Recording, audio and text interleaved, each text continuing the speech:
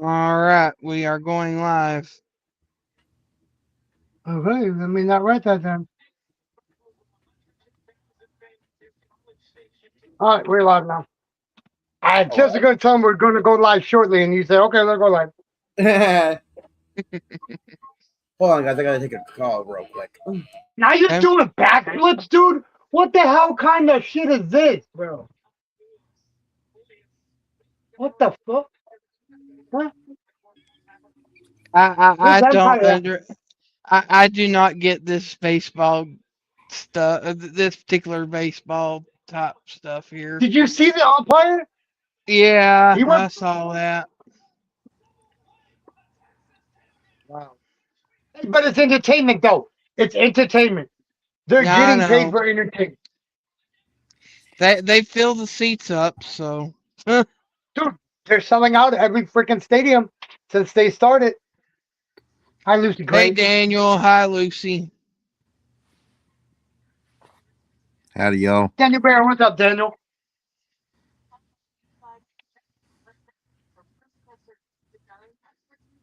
All right, well, Brett, if you want to go He, ahead and do the opening, you can go he's ahead and on do the the phone. opening if you want. D man, he's on the phone. No, Oh, he I just just saw popped that. off. He just hopped I off. just saw that. I'm off the phone. I had to mute. So All right. anyway, so go ahead and get started, Yes, sir. Yeah. Yes, sir. Go ahead. ladies and gentlemen. Welcome to episode 1 of the Football Talk Show. I couldn't come up with a good name for it, so on the Sports with Wolfie channel. Thank you for coming in. Make sure to like and subscribe. And don't forget, only come up on the panel and talk football with us only if we know you. So no doing any crazy stunts. So let's welcome the guys who are in the panel tonight. I'll go around the horn. Let's start out with, in the great state of Texas, we have our good friend D-Man. D-Man, how you doing tonight, bro? I'm good. I'm good. I'm good. Awesome. Next up, from the great state of Tennessee, from Knoxville, let's say hello to our main man, Wolfie. Wolfie, how you doing tonight, bro? Hello, you two. What's going on, everybody? And I then don't like that finally, deal dash, bro. How many people think that deal dash is garbage? Oh, yeah. Dildash is pile of crap. Okay, go ahead, Brett. I'm sorry. Go ahead. Continue, Brett. And then finally, from the great state of Iowa, down in this lovely town called Marion. He is the football Pickens resident statistician. Say hello to my brother, Jeff Alt. Jeff, how you doing tonight, bro? I'm chilling like a villain, Brett. You know it. All right. So, as tonight's episode is going to be about the first episode is going to be about college football schedules tonight, ladies and gentlemen.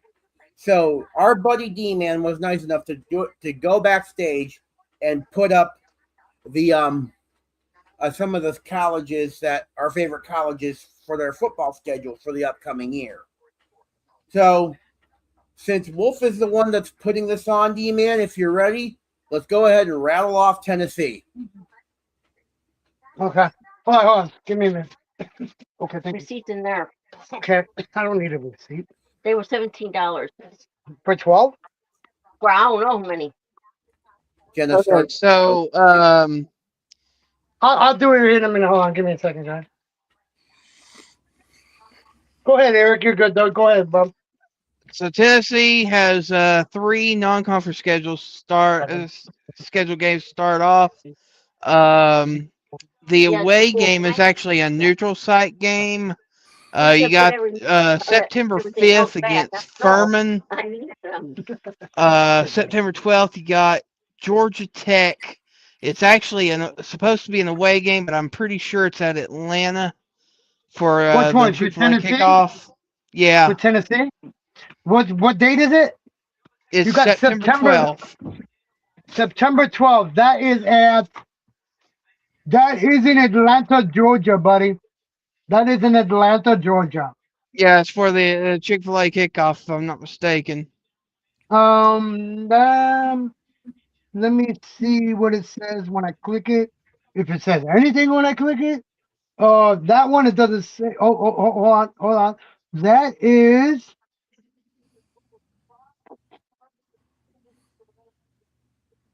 It doesn't say what it is actually. Game info, September 12th in Bobby Dade Stadium. Doesn't Okay, say no, exactly. no, it's at Georgia Tech then. Okay. It said Bobby Dade Stadium. It says. It said Georgia Yep, Tech. Yeah, that's Georgia Tech Atlanta, football Georgia. field. Yeah, I guess they're calling Atlanta, Georgia Tech's home stadium now. Unless they're sharing the stadium, they probably could be sharing the stadium. No, Bobby Dade's at Georgia Tech Stadium. I thought they were going to be playing at the Dome. I thought they were going to be doing the Chick-fil-A kickoff. Oh, you mean at Nope, it just says Bobby Dade Mercedes-Benz Stadium, Stadium? and You that mean? there's no time. Guys, we're not going to have time. Let's make this clear. We're not going to have no time scheduled until the season, right before the season starts. So go ahead, Yeah, Aaron. Go ahead. the actual time of kickoffs won't be determined until probably about the week prior to the game. But anyways, the next weekend is Saturday, September the 19th. They take on Kennesaw State. What did Kennesaw do last year? I heard their name quite a bit last year. I know Bro. they made it down. I know they made it to a bowl game, but that's about it. I mean, they're not in a big conference. It's their second season in the FBS. So I mean, FBS, okay. I'm expecting a win against Furman, and I'm expecting a win against Kennesaw State. After losing Haynes King, I would imagine Tennessee would beat Georgia Tech, but I'm not sure. The first big contest will be in Knoxville, guys. In Knoxville, September the 26th, against number 2 Texas Longhorns. That should I be got a good Texas beating them, dude.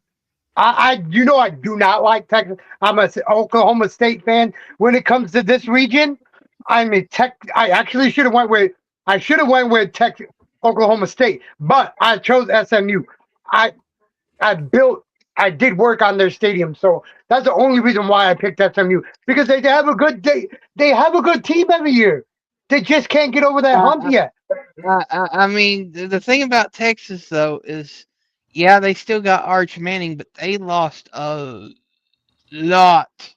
a lot of their talent from this I year. didn't see Archie Manning doing a lot like his brothers did. I didn't see him doing having that type of college career. I did not see him having that, and he's proven it.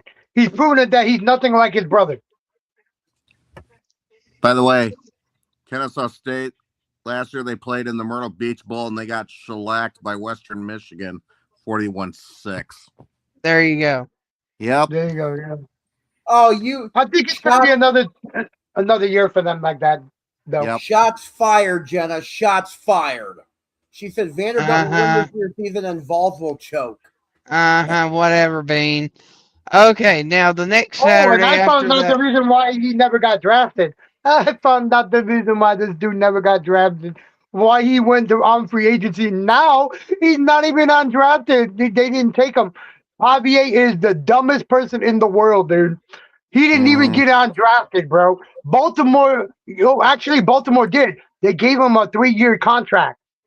Oh boy. A 3-year undrafted rookie contract, Baltimore did. How you like that? Just Kronowski's with the Dolphins. Okay, so now the first Saturday in October, October 3rd, that's also going to be in Knoxville against Auburn. Ooh, that'll be a doozy. That'll be a good one. that is actually at Knoxville. What stadium's in Knoxville? Neymar Stadium It's Neyland Stadium. or Neyland Stadium. Sorry. Okay. Named for the governor, great governor of Tennessee. That's going to be a good game. I think that's going to be a closer game than the Texas game.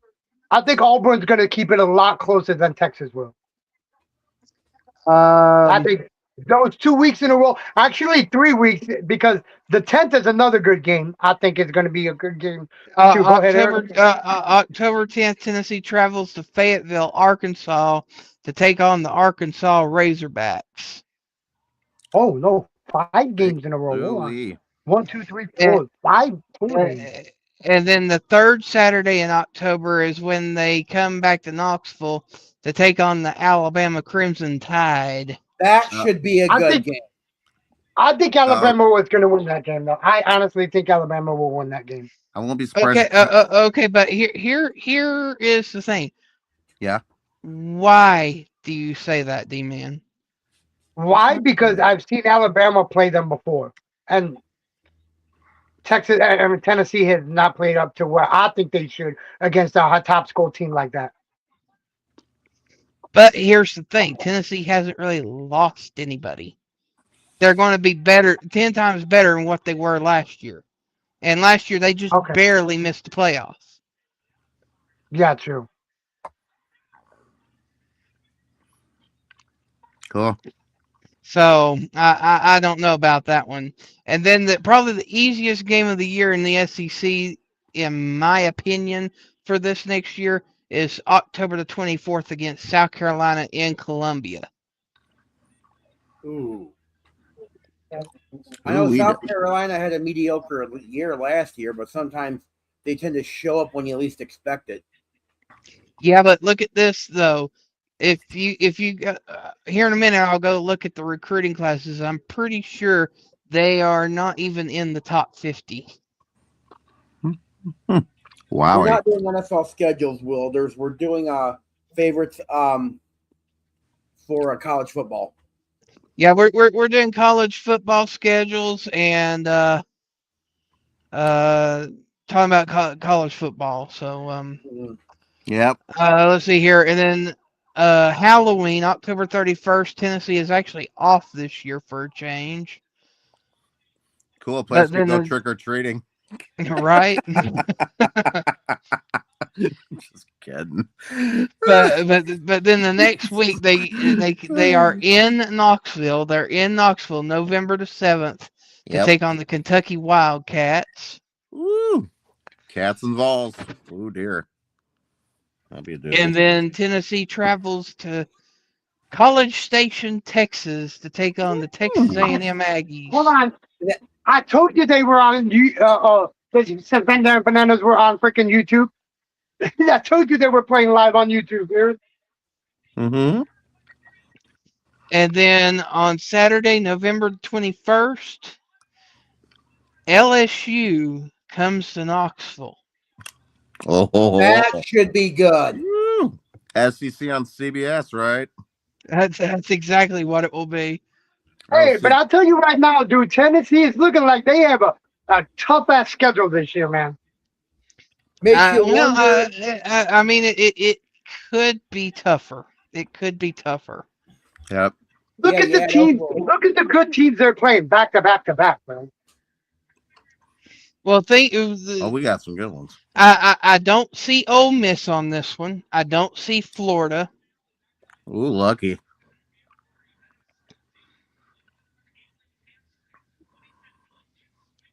Who else in the SEC I don't see? Let's see here. There's no Mississippi State. Mizzou. No Missouri. No, that must be a relief. And no Oklahoma. Oh, no Boomer Sooner. Wowie. No. Cool. And then, of course, November 28th is at Vanderbilt in Nashville.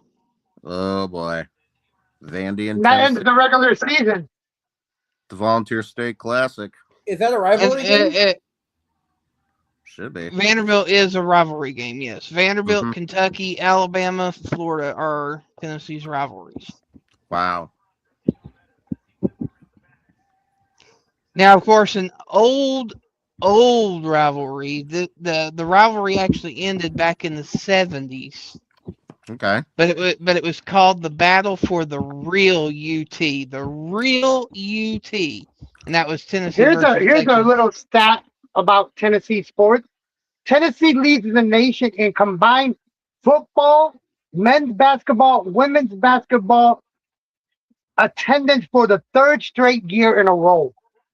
How awesome is that?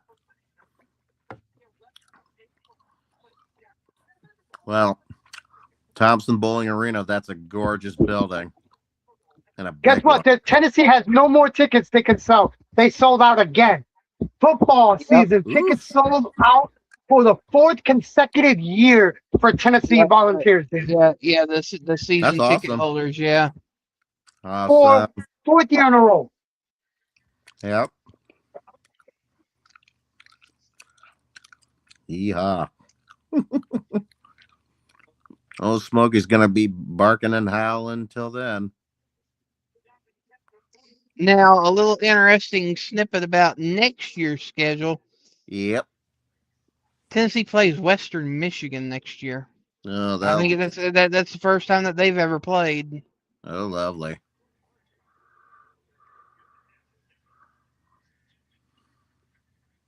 I see. Lovely. And then 2028. Well, I'm glad you jumped ahead because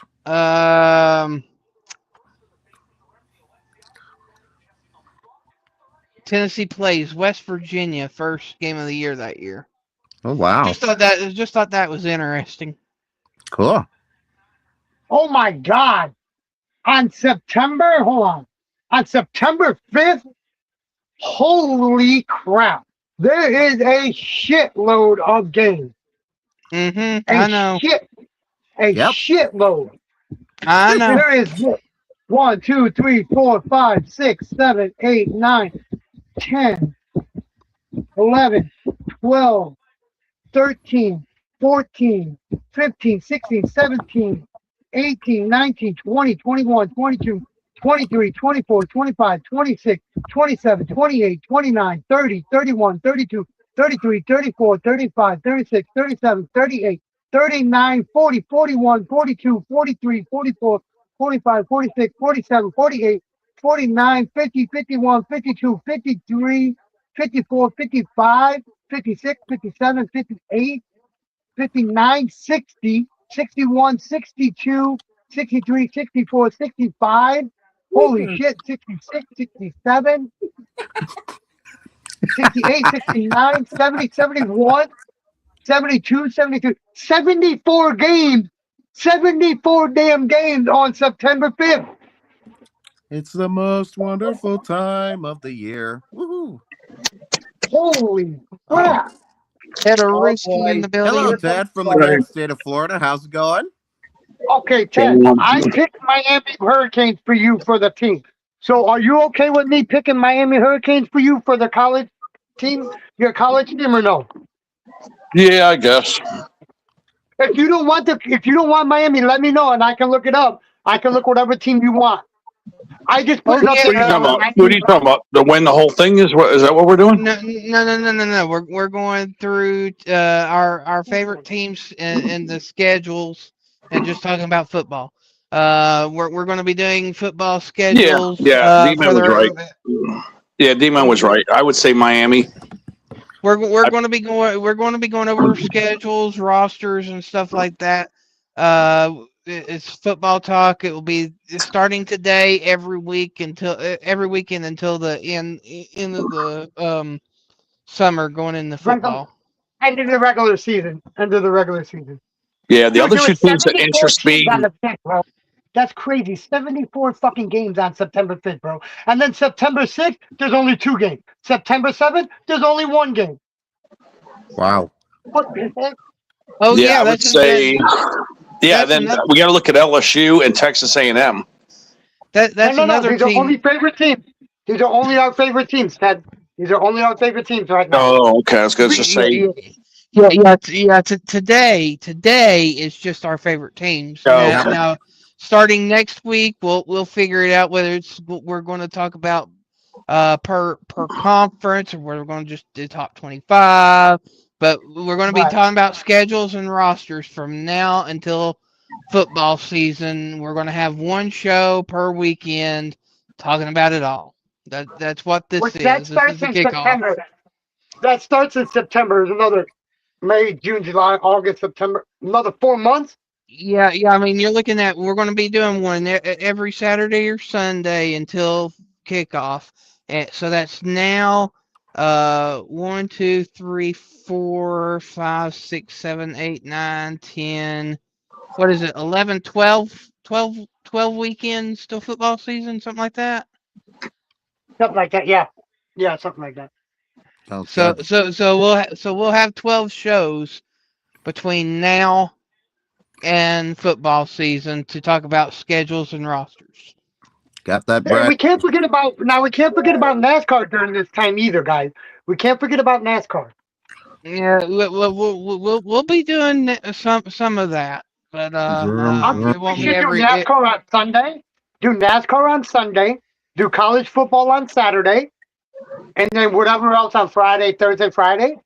We could have that, but Saturday and Sunday should be for college and NASCAR. At least Sunday for sure for NASCAR. But that's up to everybody if they want to do it that way. But we won't be doing every race. So that's why I stopped doing it. It'll be like key races like Right. The Daytona Talladega, 500. Daytona. Indy's getting maybe ready to come up. We got to Charlotte. definitely do the Indy. yeah, in Indy. Charlotte's always a top one to watch, and then Bristol and Darlington are the other two I can think of off the top of my head. But There you go. The Texas Motor Speedway. Which one's at the Texas Motor Speedway? that's this weekend. That's tomorrow. That's good. And I know freaking damn the Kentucky Derby was today. Yep. The winning trainer was a lady. That First time a lady trainer has won the Kentucky Derby. Yep. Unfortunately, gentlemen, that is one thing I do not watch. I will not watch it. I can't get into it. I've tried and I just can't.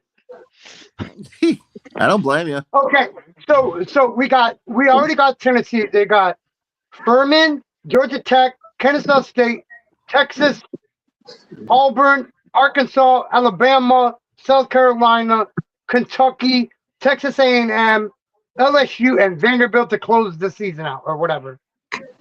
And that's another team that's missing out of that schedule. Notice that Georgia's not in there. Yeah. Georgia, No Boulder. Ohio State. Ooh, Ohio ooh. State's not in there. Well, I mean, Tennessee don't play Ohio State on the regular basis, anyways. SEC teams that are not on Tennessee's schedule is Georgia, Florida, Ole Miss, Oklahoma, Missouri, and Mississippi State. Mm-hmm.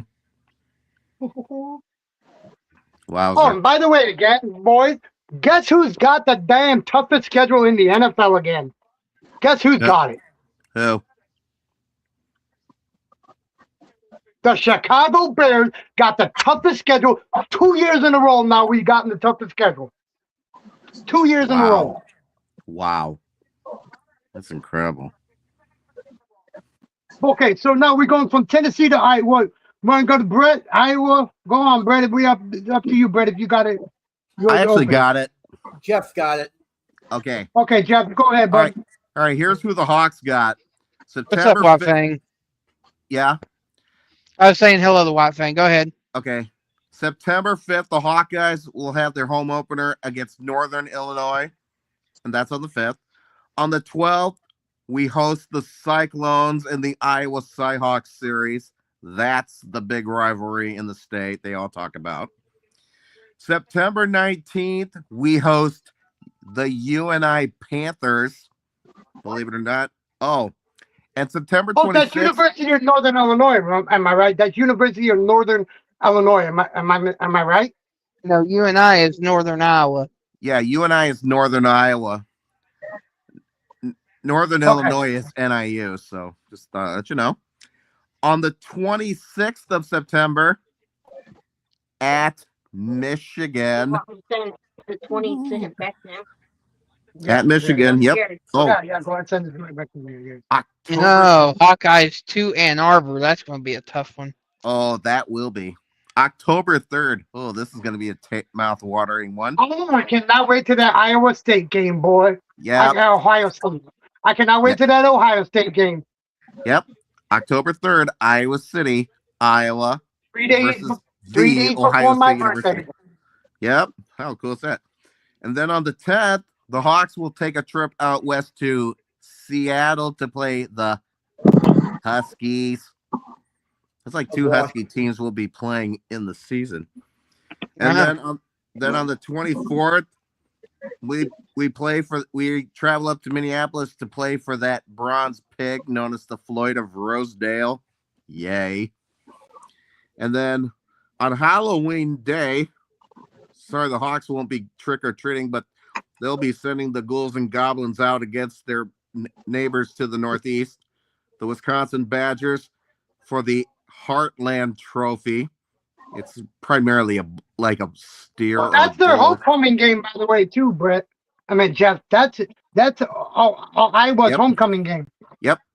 November 7th, I think, if I'm reading this right, they will be playing at Northwestern, and I believe it's going to be at the new Ryan Field that they are supposed to be having done before the season starts.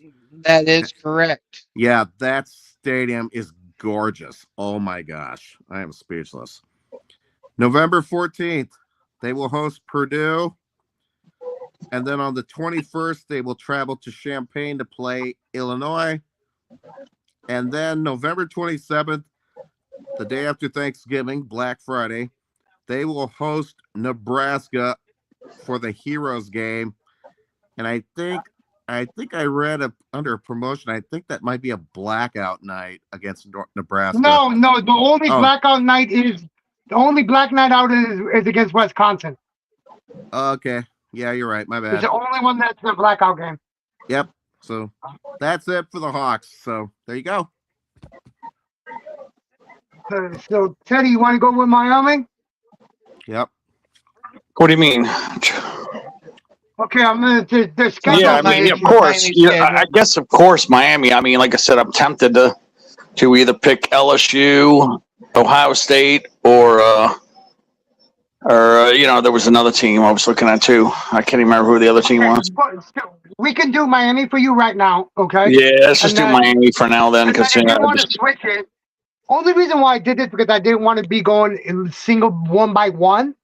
I opened up 4 tabs with the teams, our favorite teams that were here. But I said, I'm 98% sure you're going to pick Miami. That's why we can go with Miami now to start it with. And then if you want to switch it. No, I just say go with Miami. I'm just really intrigued by a few other schools that I think have a chance of making it, to the national championship game. Okay, so Miami September 4th, Friday. I mean, another thing that you got to be looking at, Ted, is we're going to be talking about schedules every weekend from now until football season. So, I mean, if there's not one that we cover this weekend, we'll probably cover it next weekend or the weekend and another week, and another, yeah. Because right now, I got 5 teams that I can pick. I only chose SMU because I done work on that stadium. You know that is the only college football stadium that is literally built underground. There's no other college football stadium that is literally built underground. SMU is the only one. You can, if you look it up and show me that there's another stadium, I'll admit that I was wrong. But I think that is the only stadium that is underground. Okay, so September 4th, they're in Stamford, Connecticut. They start their season out in Stamford, playing against Stanford in California. September so Miami travels to California. Yes, so their first game is an away game. Then they come home on September 10th, which is Thursday, play Florida A&M in Hard Rock Stadium at the Hard Rock Stadium. Then they go to another away game, which is on the 18th of September, and play Wake Forest in Winston-Salem, North Carolina. Then they go to a home game. They come back home to play Central Michigan on the 26th of September, which is Saturday. Remember, guys, again, there's no times involved because they haven't picked times yet. Then they go an away game on October 3rd to Clemson in Clemson, South Carolina. Then they come back home for 2 home games, one against Florida State on October 17th. Then October 24th, the next Saturday, they play against Pitt at home. Then they go on the road for 2 games. Once against October 31st on Halloween, they play in Chapel Hill in North Carolina. Then they travel to South Bend, Indiana on November 7th to play Notre Dame. Ooh. Then they play 3 home games to end the season. They play November 14th against Duke at the Hard Rock Stadium. All these are home games. They play against Virginia Tech on November 20th. And then November 28th, they play against Boston College to close their season out. Yeah, I've been looking at teams, and Notre Dame and Tennessee have real shots of making the playoff because they didn't lose hardly any players to the draft. Notre Dame only lost to 2 running backs. That's really all they lost. I'll tell you And right Tennessee now, lost barely anybody either. McCoy and like a couple others, but not much. I picking SMU. They lost a lot of players to the NFL draft. SMU, every year, SMU gets at least 10 to 15 players that sign up for the draft, but a handful of them, like 7 or 8 of them, they get drafted. So SMU. I mean, the thing about Tennessee is that they only lost 7 starters. That's it, 7. Everybody else on that whole team of 52 or more players on that whole team are coming back or coming in as a freshman. They have a lot of talent coming.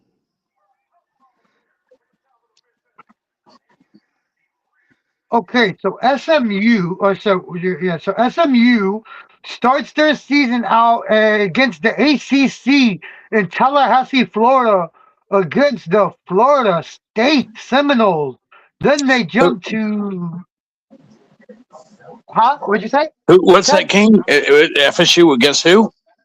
He's doing SMU, Southern Methodist. Oh, SMU, Southern Methodist, or whatever that is. Yeah. Yes, out of Dallas, Texas. Yes. Oh, they start their season out against the ACC, Florida State in Tallahassee. Then they come to Dallas, Texas, Gerald Ford Stadium to play the UC Davis. I've never heard of that team. UC Davis, yeah, it's a Division 2. It's Division 2. It'll be a blowout game. Then they go. It's a what? It'll be a blowout game for SMU. And SMU should beat. They should beat FSU. They should win that game. SMU should beat FSU. Then they got September 12th. They play UC Davis. Then they got the 19th again. Louisville Cardinals, another ACC team in Louisville, Kentucky. Then they come back to Dallas, Texas, to play Missouri State on September 26th. And Gerald Ford, all these are Gerald Ford. That'll be a blowout. Blowout right there. Boston College on October 3rd, 3 days before my birthday, in Gerald Ford Stadium versus. There's 3 home games. Then they go down on October 17th to play Virginia at home. 4 home games. They play October 24th. University of California. Game could be Friday or Saturday, they're saying. That game could be Friday or Saturday. They don't know which day yet. Then they jump down to October 31st on Halloween. They play against Syracuse in Syracuse, New York. November 7th, again against Virginia Tech. No, did I say Virginia Tech? Already one? No. They play against Virginia Tech. Time. Okay, that's what confused me. Yeah, Virginia Tech. That's going to be a program you're going to see turn around. Virginia Tech. Be looking out for that team. Syracuse is an ACC team. Cal is an ACC team. Virginia is an ACC team. Boston College is an ACC team. You got Wake Forest on November 14th. That's an ACC team. That's SMU's homecoming game. On November 14th is SMU's homecoming game. Then they go and play in South Bend against Notre Dame. That's going to be a rough game for SMU. Yeah, they're going to lose that for sure. Then they go back to Stanford, or they end their season with Stanford in California. That's where SMU starts their season. All these 4 teams we've got really have kind of half and half. Boy, I see Clemson making a big move to like do better. Yeah, there's a lot of those teams I think are going to do a lot better.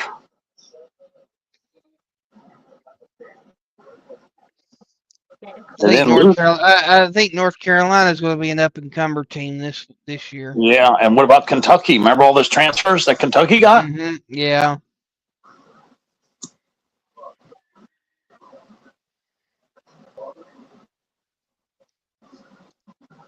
Yeah, I'd be looking out for Kentucky too. They're definitely not going to suck like last year. They're going to be a little better.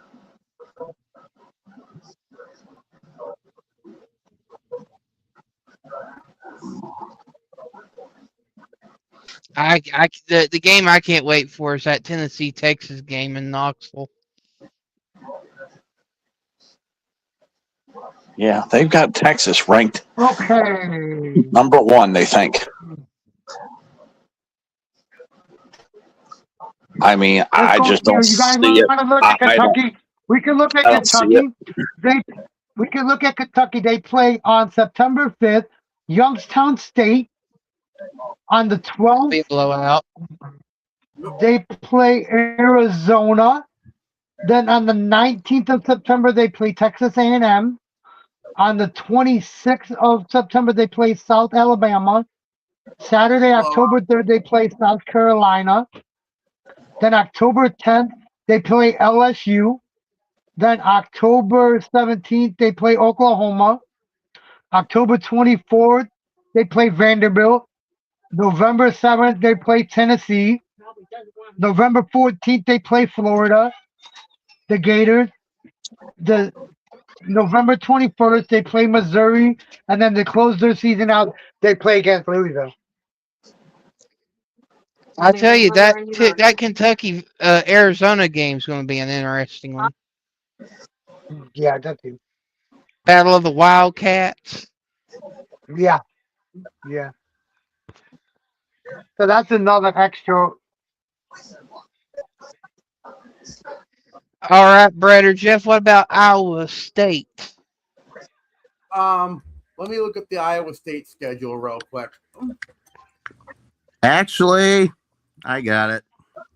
Cyclones. Pilo, Hakarina.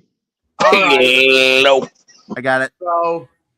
So here's the schedule. Yep. So actually, let me make sure I have the right schedule here really quick. 1 second.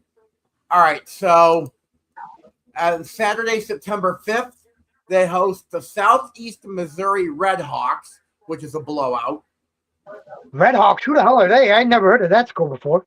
That's who was that again? Red Hawks. Yeah, Okay, I never heard of them. It's Okay. What school is it, Brett? South. Okay, let me turn off my fan so you guys can hear me better. yeah, Red Hawks is Southeast Missouri Redhawks. Oh, Southeast Missouri. They're based in Cape Girardeau, Missouri. Okay. I get it now. All right. yeah, I've heard that name one time. Yep. Yeah. It's a Division II game. It will be a blowout. All right, give me 1 second here. All right. Then on Saturday, September 12th, the Cyhawk game in Iowa City at the Iowa Hawkeyes. Mm-hmm. Saturday, September 19th, they are at home against the Bowling Green Falcons. That's an interesting matchup. Saturday, September 26th, they are at home against the Utah Utes. I'm your Hurricanes football schedule. And then on Saturday, October 3rd, they have homecoming against the West Virginia Mountaineers. Mm-hmm. Friday, October 9th, they go to Provo, Utah to take on BYU. October 17th, they're off. On October 24th, they go to Tucson, Arizona to play the Arizona Wildcats. And then here's a matchup D-Man's going to find interesting. Saturday, October 31st on Halloween, they host the Oklahoma State Cowboys. Saturday, November 7th, they go to Waco, Texas to take on the Baylor Bears. Then on November 14th, they host the Cincinnati Bearcats. On Friday, November 20th, they go to Acrisure Bounce House in Orlando, Florida to take on the UCF Knights. Nice and then name. the schedule on Saturday, November 28th, the Cyclones host the Kansas State Wildcats. Yep. Yeah, I'm looking at that schedule, the Miami schedule. I see them losing a close game to Notre Dame. And I see them losing. I'm trying to see what their trap game is for their schedule. I think they might actually lose to Wake Forest. Maybe Wake Forest might be the trap game, or Clemson will be. So I see Miami losing to Wake Forest or Clemson. Then they got to go and play the ACC, and that's how they have to get into the playoffs, I think, to win the ACC. But I see them losing 2 games. They're going to lose 1 ACC game because that's what Miami does. They just choke. They lose a trap game. So let's just call it Clemson maybe and Notre Dame. They'll lose maybe those 2 games. And then they'll win the ACC, and they'll still make the playoffs. That's nice. Man, But I Oklahoma predict 2 State got losses. a freaking easy schedule it looks like this year. Yeah, I predict 2 losses for Miami. Like I said, a game that they should win, but they'll lose because it'll be a away game. So it's either going to be probably Wake Forest or Clemson will be that trap game. And then probably Notre Dame. They'll probably lose a close game at Notre Dame. Notre Dame has got a really loaded roster, and they're going to be busting their ass trying to beat Miami. They want redemption for last year. Yeah, they do. So, even if I'm wrong about the ACC, they're going to still lose that Notre Dame game. Mm-hmm. Want to go, everybody? All right, before we get into any more schedules, news out of Knoxville, Tennessee, folks. As of right now, it looks like Faison Brandon, the freshman 5-star quarterback, is beating out the competition. It looks like he might be the starter in Knoxville. Wow. They haven't said for sure yet, but it's looking like it.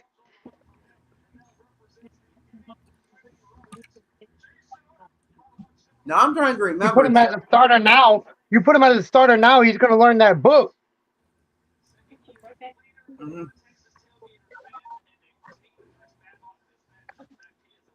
First off, before we continue, I want to say hello to some people in the chat. I want to say hi to White Fang, to Karina, to Pilo. Welcome in, everybody. Well said, Brett.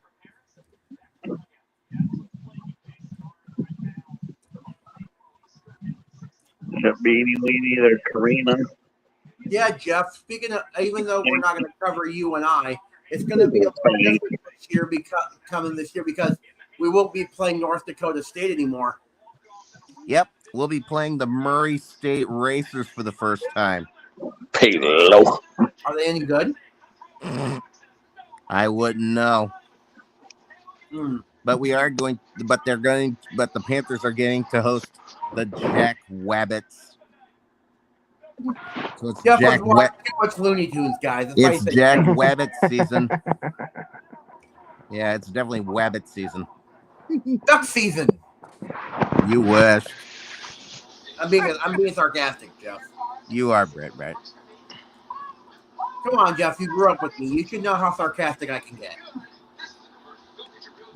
Especially if you want to make a trip to the Dome to watch the Woo. I don't know if I want to, though. Oh, there's plenty of space to sit on that turf. Holy Toledo. Okay, so just time out for football for a second.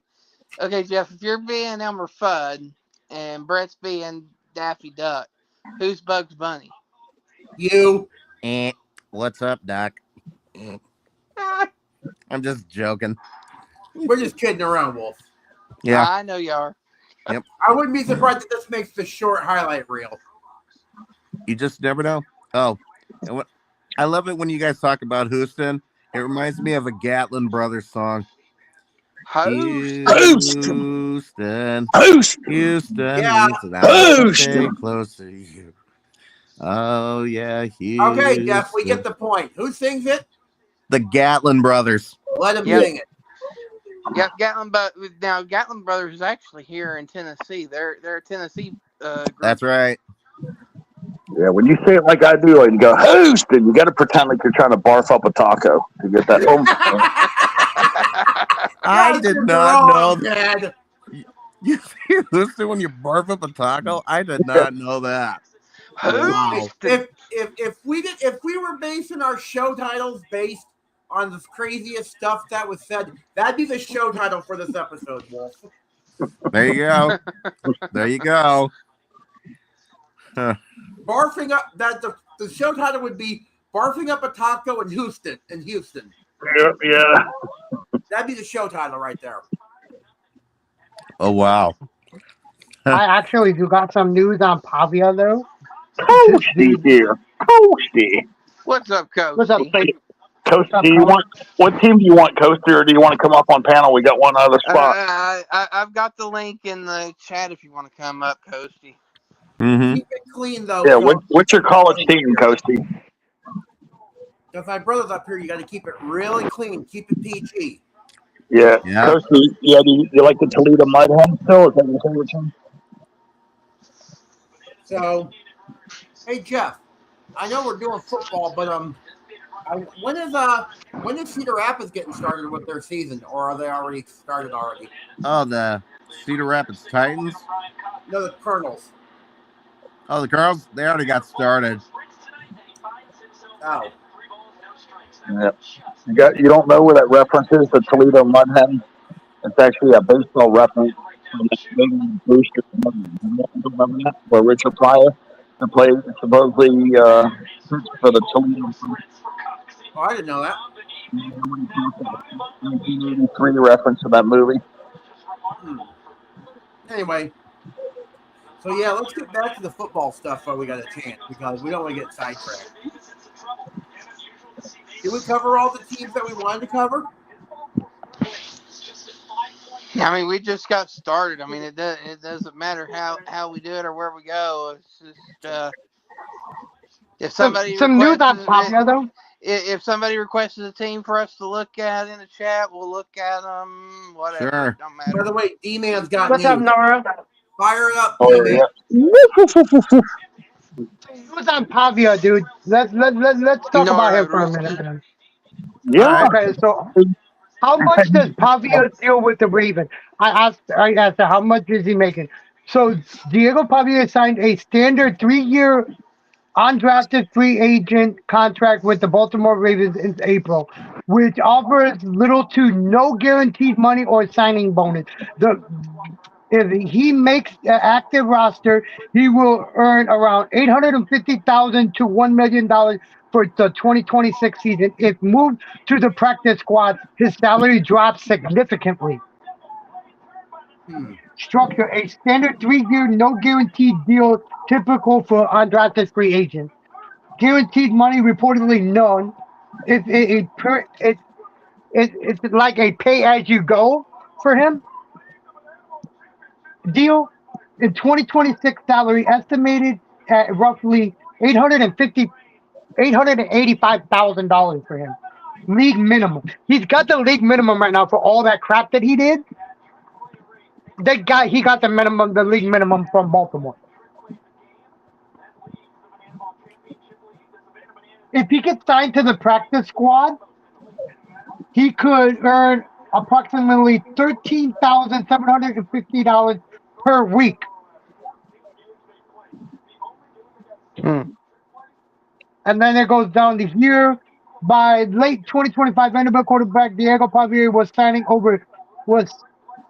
over $2 million in deals, with reports indicating his total earnings for the 2025 season were close to $2.5 million in new money, while he confirmed rejecting external offers of $4 million to $4.5 million to stay at Vanderbilt.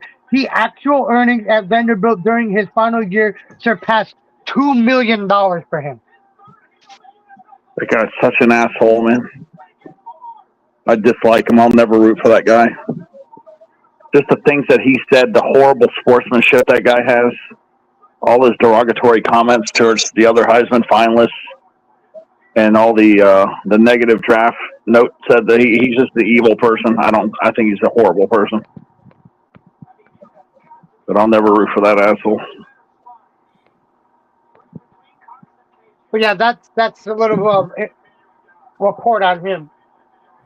Yeah, see, Wolfie, you don't know this. I won Sportsmanship of the Year in my high school and senior year. So people like him, I used to not play them when I was squadron commander, and I thought people like that were assholes. So look, Wolf, look at the way he's sitting. Look at the way he's sitting. yeah, I used to grow up hating people like Diego Pavia. But yeah, I would bench people, even if it meant for me to win. If somebody was an asshole, I wouldn't play them. Like in my squadron, I was in charge of like 70 kids. Mm. But I would actually lose rather than play an asshole like that. See, and things like that. And then I gave up 2 days of my senior class trip to play in the golf semifinals. They voted me sportsman of the year, senior year, 1985.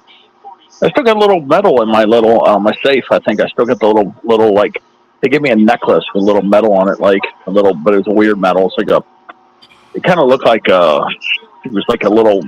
I don't know how to describe it. Actually, I have to show it to you guys. Let me ask the chat. How many people we got in the chat, guys? What's your guys' favorite college team in the chat? Let us know in the chat what your favorite college team is. I guess because Jenna is talking about Vanderbilt, so. Oh yeah. Bean loves Vanderbilt. We were talking about that the other day. Well, So, since Vanderbilt's already been brought up, we'll go ahead and bring up their schedule too while we're at it.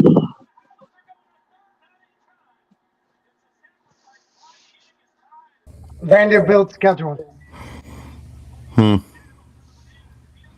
Okay, Vanderbilt from ESPN. I got it, Wolf, if you ain't got it yet. Right. Let me put my eyeballs back on. Hold on.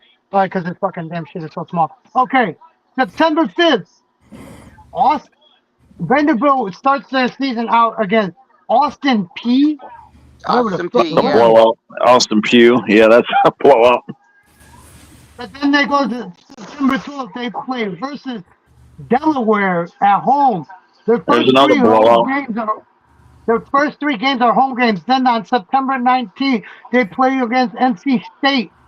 September 26th, NC State they Wolfpack. play. Wow, that'll be a good game. Yep. They got Auburn. On the 26th of September. Ooh. October 3rd, they play at Georgia, and they play at Auburn. And then they go to Ole Miss, play back home against Ole Miss. Then they play again on October 17th, Arkansas. Then they go to the University of Kentucky. Then they go to Mississippi State on November 7th. November 14th, they're back home against Alabama. November 21st, they play at Florida. Then they close their season out against the Tennessee Volunteers. All right, there's at least 4 losses there. I promise you they will lose 4 because they don't have Pavia anymore. They will lose at least 4 games there. By There's the way, no way. They got 4 losses there. Guarantee it. yeah. Okay. By the way, we that got it. school, We Austin got- P University, it's based in Clarksville, Tennessee. Yep, sure is. Which one? Which one did Austin you say? P. Austin Austin P. P is The in first Clarksville. game or so for Vanderbilt. That's a school based in Clarksville, Tennessee. Okay. Austin P University. I would call it Pew. I would say Pew. Yeah. That sounds like a Division II school. It sure is. does. It is. They're in the same division as East Tennessee State and Furman. Wait, didn't Delaware kind of do good last year or something? Look up Delaware for me real quick. Yeah. Delaware is now D1. Delaware. They're in Conference USA. Yeah, Delaware might be, maybe a closer game. Might not be a blowout. Might be a closer game. Delaware schedule in college football. Yeah, I want to know how they did last year, though. Like, what was Last that? year, Yeah, what were they? Because I kind of thought they made a bowl game I'll or tell you right now. something. Hold on. Last year, they 12-game slate with 6 home games. Blah blah blah. August. Oh, does it say? Oh, it doesn't say the scores. Okay, hold on. They beat Louisiana. They beat UTEP, University of Texas El Paso, 61-31 last year. That's 2 games. They won 3 games. They lost to Sam Houston 26-23. They beat Louisiana Tech. They lost to hold on, let me go back up. Hold on.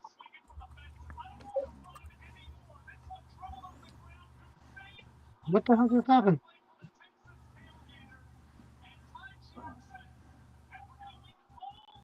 Huh?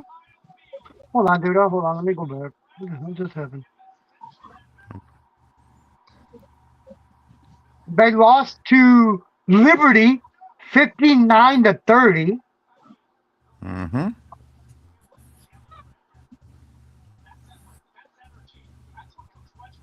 Yeah, they're not quite a toilet team, so like they might give Vanderbilt a little trouble there. Okay, yeah, they lost to Delaware. They lost to Liberty 59-30.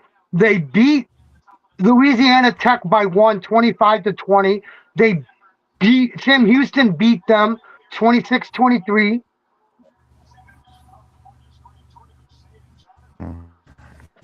Yeah, it might not be a complete blowout then. Yeah. We got a Georgia Bulldogs fan in the chat. Hilo. Georgia, let me look up Georgia for her. I'll look up Georgia for her. Hold on. Georgia Bulldogs schedule for 2026 season. Or as Ted would say, P-lo. Oh, boy.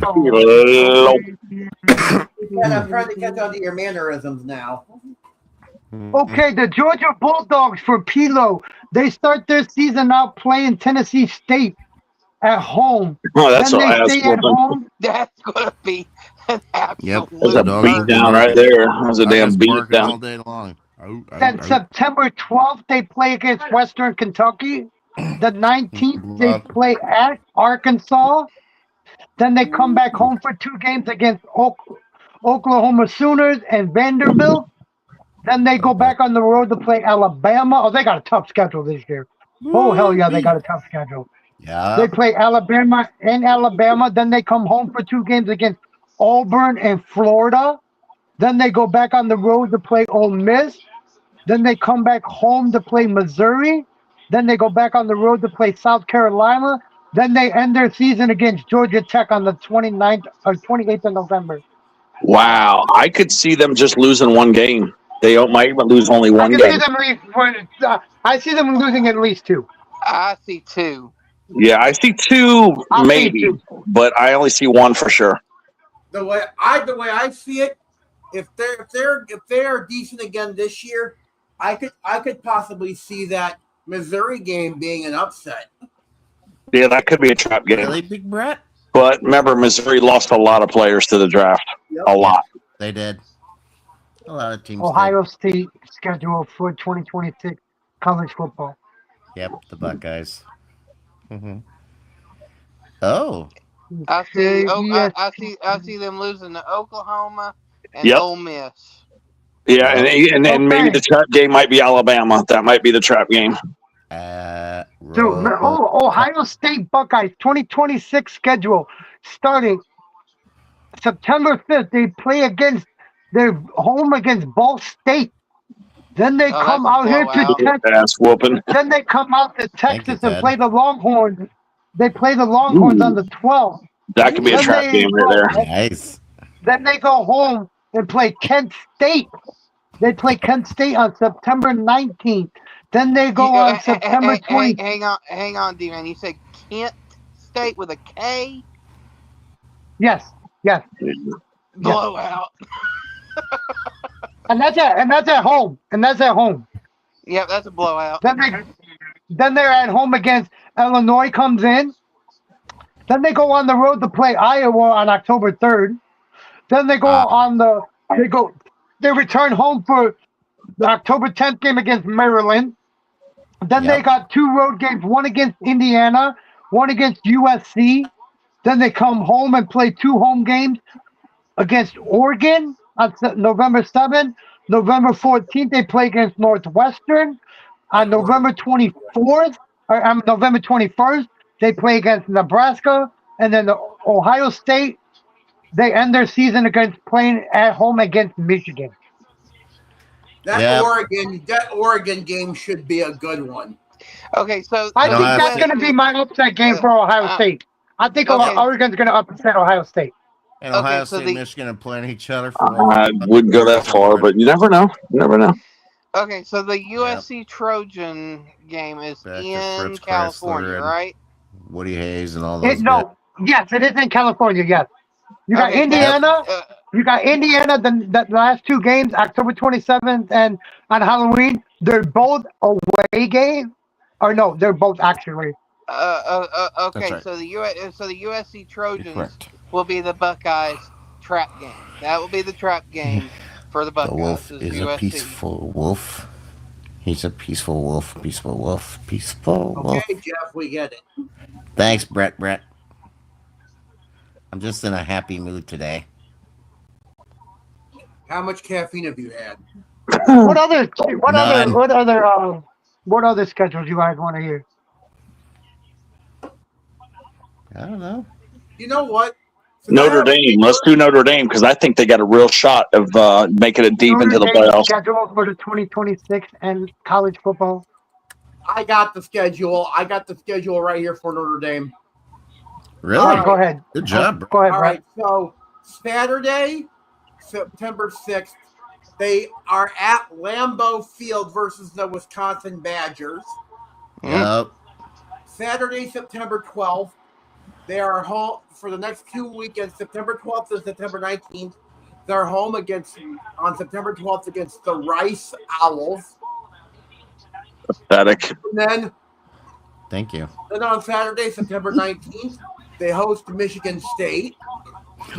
Oh. Saturday, September 26th, they are at Purdue. Then Yep. Saturday, October 3rd, they're on the road at North Carolina. Mm. Oh, Saturday, October 10th, they got the they're home- softest schedule in the whole damn league. I mean, for the big programs. Keep going. Thanks, Dad. Saturday, October 10th, they play the Stanford Cardinal. Pathetic. The trees. Okay, you might say nothing pathetic after this one, Ted. Saturday, October 17th in Provo, Utah at BYU. Oh, lovely. That should be a win. Oh, listen to this one. Saturday, I see that being an upset. But Brett's excited about this one coming up. Saturday, October 24th, they're off. Saturday, October 31st on Halloween. They are in Gillette Stadium in Foxborough versus the Navy Midshipmen. I know you're excited about that, Brett. Another win.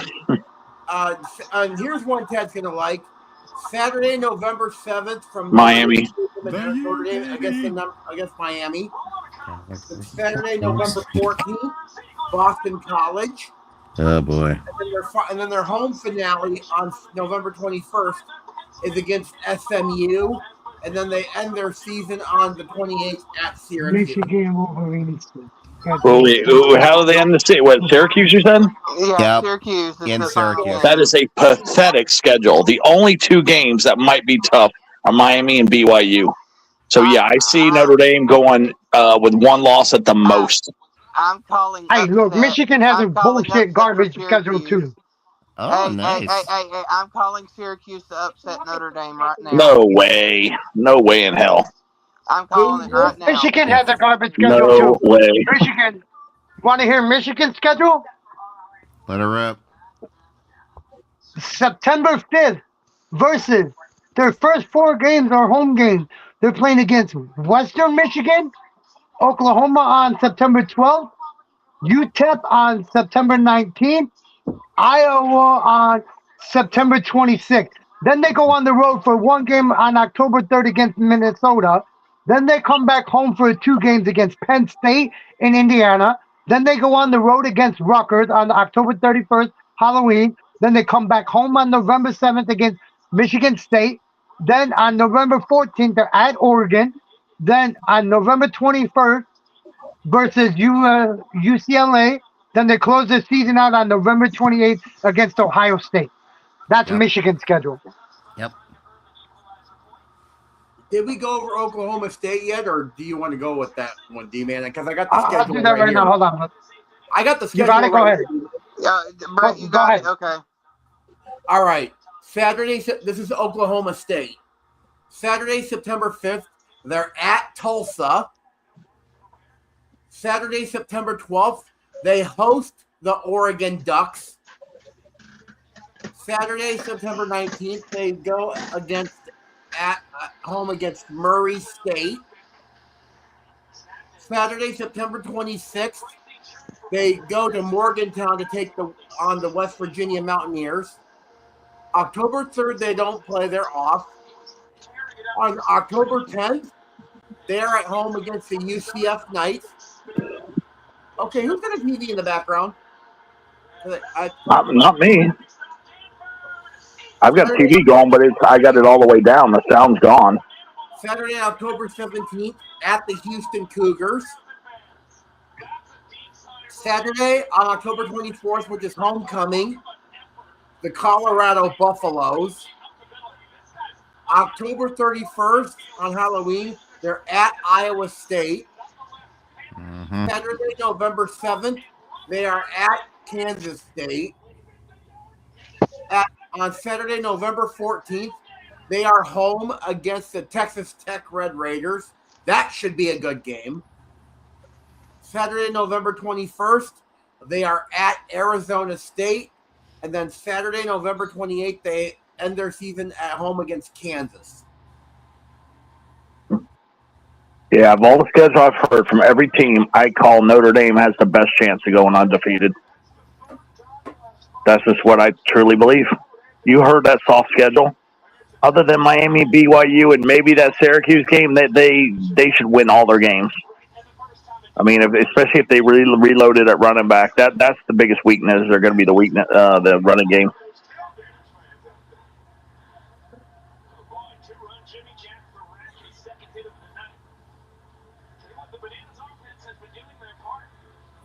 Yeah, I knew that Notre Dame schedule was soft, but I didn't know it was that soft. Yeah, I mean, Miami, that might be a game that, man, Miami really needs to win that game. Oh, you know another team I want to look up? I'm going to look up Indiana. Indiana. Go ahead. Yeah, they'll lose Schedule. 2 games. Yeah, they're not gonna have Mendoza. Indiana Hoosiers schedule for 2026 football season. Texas A&M is a team that's really reloaded, and they've stole a bunch of good players from Miami. I think Texas A&M is really deep, and you know who you got to count in now too? Texas Tech. They have one of the biggest nil budgets of every team. I believe they have the biggest. So yeah, they're buying players, Texas Tech. So look at them to be a new powerhouse.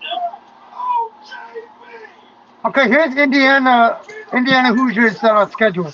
September 5th, they play against North Texas. Then they go, the first 4 games are home games against North Texas, Howard, whoever Howard is, Division II school, I think, Western Kentucky, Northwestern. Then they go on the road for 2 games against Rutgers and Nebraska. Then they come back home versus Ohio State. Then they go on the road for Michigan. Then they go back home for 2 games against Minnesota and USC.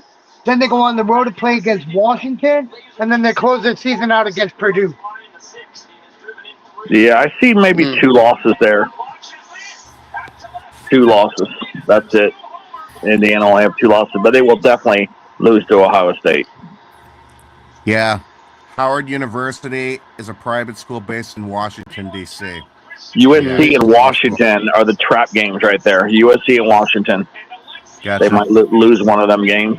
Yeah. Makes sense. Washington, don't ever look past Washington, man. I'm telling you, them Hey, Huskies. that blowout game? My They blowout sure- game is against Howard. My blowout game is against Howard, bro. That's going to be a blowout. It will. It will be a blowout. I Okay, think that's now going to be one. like a 60. That's going to be like a 60-something game spread, dude. Yep, What do you think? I agree. Here's a team that made it to the college football playoff that everybody thinks that shouldn't have been there, but they were. That has a very interesting schedule this year, and I think they might have a repeat. And that's Tulane Green Wave. I knew you were going to say Tulane. I knew it. You were going to say Tulane. Well, I mean, let's look at it here. The first game of the year is at Duke. September 5th is at Duke. Then they play South Alabama at home. Then they go to Kansas State. Then they take on Southern Miss. Then they're off the first week of October. Then they go to Army. And then they have 2 home games between Memphis and Texas San Antonio. They go to Charlotte. And then their homecoming November 7th against Tulsa. They go to Rice. And then back home against North Texas. And then the last game of the year, November 28th, is at Southern Florida. Yeah, I see 3 losses there. I don't. I see Wasn't it 3 James losses. Madison, the other school that shouldn't have made Yeah, it? yeah, Wasn't it that's James right. Madison? Yeah, those 2 James teams just Madison wasted spots. Yeah, those were schedule for wasted spots. 2026 football season. Here's their schedule. Let's look at their schedule too. Since we're talking about people that we don't think should have made it, that was another team that I thought shouldn't have made it. Yeah, they're pathetic. But yeah, I'm telling you, Tulane's going to lose three games. Maybe only 2, but for sure 2 or 3 games they'll lose. That's some tough schedule right there. I mean, they're playing Memphis. I mean, some of them teams you said, that's going to be a little rough on Tulane. Mm-hmm. But Okay, I James Madison. Didn't Tulane lose their quarterback? Didn't they lose their quarterback too? That's the only starting player that they lost was their quarterback. But yeah, that's a big one. See, by the time the new quarterback gets going, Wolfie, they're going to lose 2 or 3 games. It don't matter. They have a transfer quarterback coming in from what is it, Stanford? Yeah, I don't know. I still see 2 or 3 losses while that guy's getting adjusted. I see James Madison doing the same thing again, Eric, this year. Because they start their season on 2 games at home against Liberty, Wagner. Then they go on the road for 2 games against San Diego State, Old Dominion. Then they come back home and play Marshall. I think that's going to be an upset game for me against Marshall for them. I wonder if they got that same format. Wolfie, they got the same playoff format where those 2 slack teams are going to get the last 2 spots. Is that still in play, or they change it? Yeah, it's the same thing. Well, yeah, then they might get in. Tulane might make the playoffs again. That's such bullshit. That was so pathetic. All right. Now, there are 2 new teams in FBS this year. In the MAC conference, you got Sacramento State joining the FBS.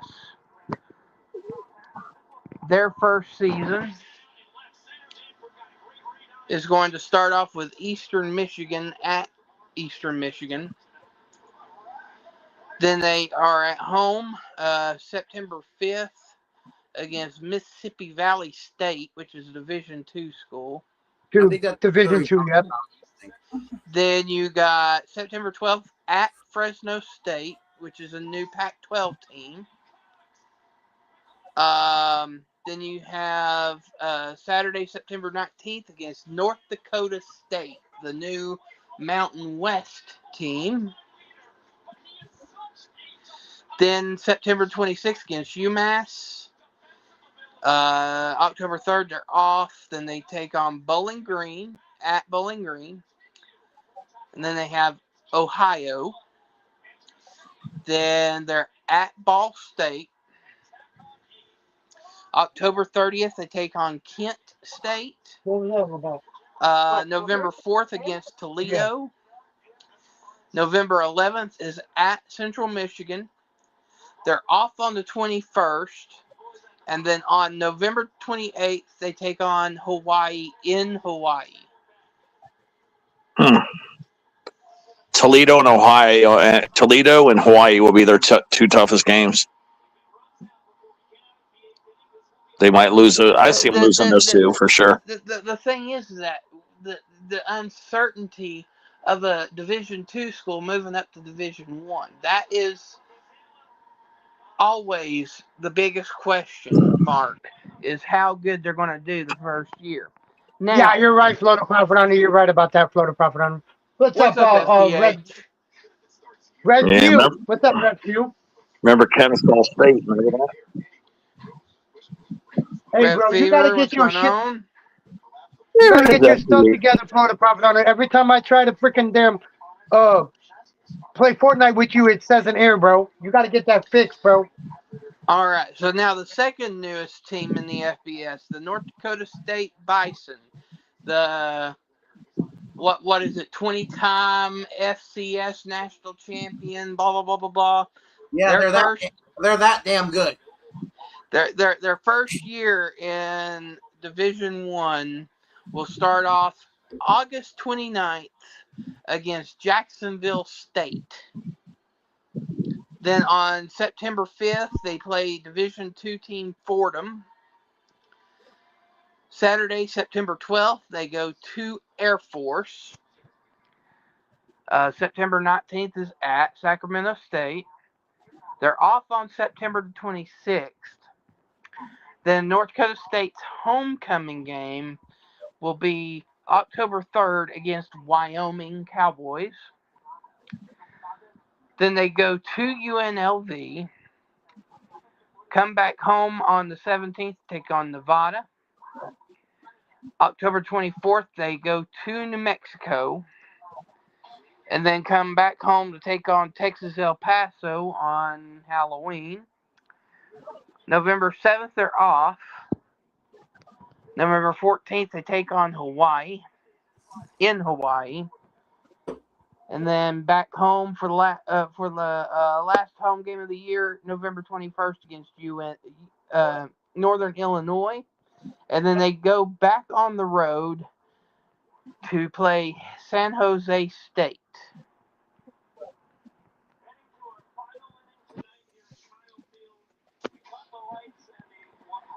And again, it's hard to project a team that's coming out of the FCS to move up to the FBS. It's kind of hard to judge on that one. I mean, considering that they have so many FCS national championships, you would think that North Dakota State would have the potential to do what Boise State did when they came up, but it's anybody's guess. I mean, Yeah.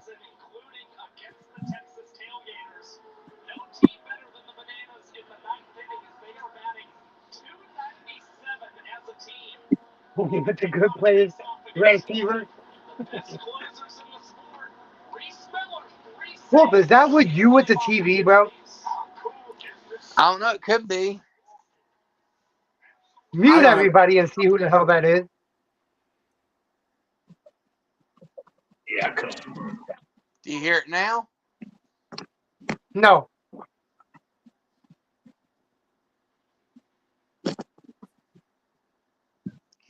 Yeah, NIL is getting ridiculous for real.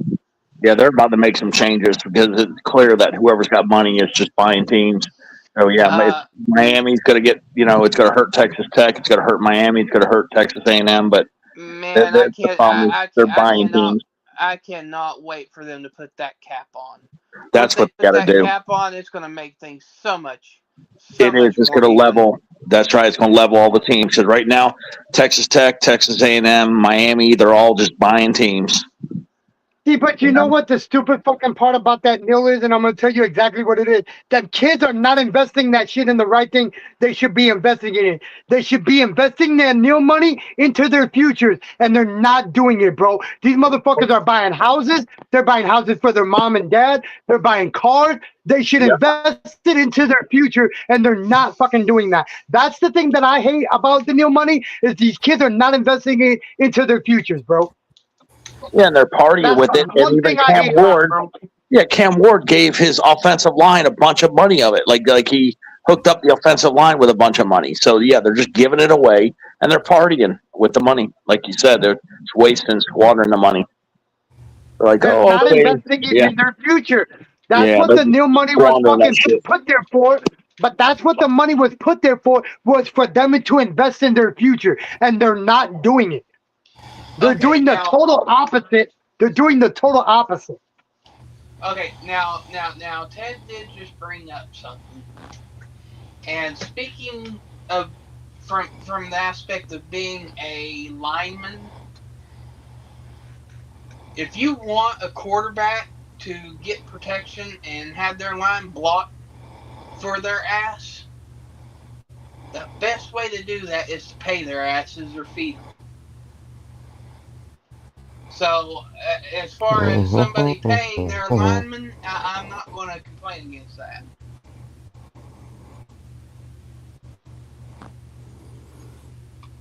So you have to pay somebody to be better at a sport that they're playing because they love it? Is that what you're telling me? You're going to pay these guys to protect somebody when it's their job? They know what their job description is when they stepped on that field. So you're telling me money? D-man, That's the bullshit part. D-man, I didn't say that. I just said it was But smart. that's what it's boiling down to. I'm not saying what you're saying, but that's what it boils down to. Is if you have to pay somebody like a center or a offensive lineman to protect the one person that they should protect, not getting paid. You're telling me that they're getting paid to protect the one person that should have been doing that all along? Okay, That okay, D-man, let's look at Diego Pavia for an example. He's a complete jackass. Are you going to want to block for him? No, you're but if he's not being a jackass towards, but if he's not being a jackass towards people that are on that field with him, then yeah, his teammate. I'm talking about his teammate. He talks about anybody else outside of that school. That's his own problem. But once you start talking about your own teammates, you're right. That's when I have an issue. But if you're talking about people outside of the school, why would you be worried about it? He's talking about people that he only has to play with probably once a year. Okay, but what Ted is talking about is that the quarterback is getting paid bukus of NIL money. Meanwhile, these offensive linemen ain't getting paid shit. The smartest thing to do for a quarterback is to pay their offensive line. Why you think LeBron James? You know I don't like. Why you think he did that for the college basketball? Them guys are getting paid just because of LeBron James what he did, and how he spoke up. How he spoke up for these college players in basketball. He spoke up for them, and now they're getting paid. And I know that you're getting frustrated with the NIL aspect, but here's the thing: how many offensive linemen, how many defensive linemen have NIL deals? Tell me, right now. I had to look it up. I'll sit here and wait. I can guarantee you, there's about one or two. On defense, I'm gonna look up defense first. Not how many defensive players in college are making money off the Neil? No, not defensive players. Line. I'm talking about line. Just line. Not defense. Not offense. The line. Hey, I'm gonna jump off the panel for the night. You guys finish up and have a good one. All right, Brett. All right, Brett. How many people are on line making Neil money in college? Oh my God, it doesn't spell it right.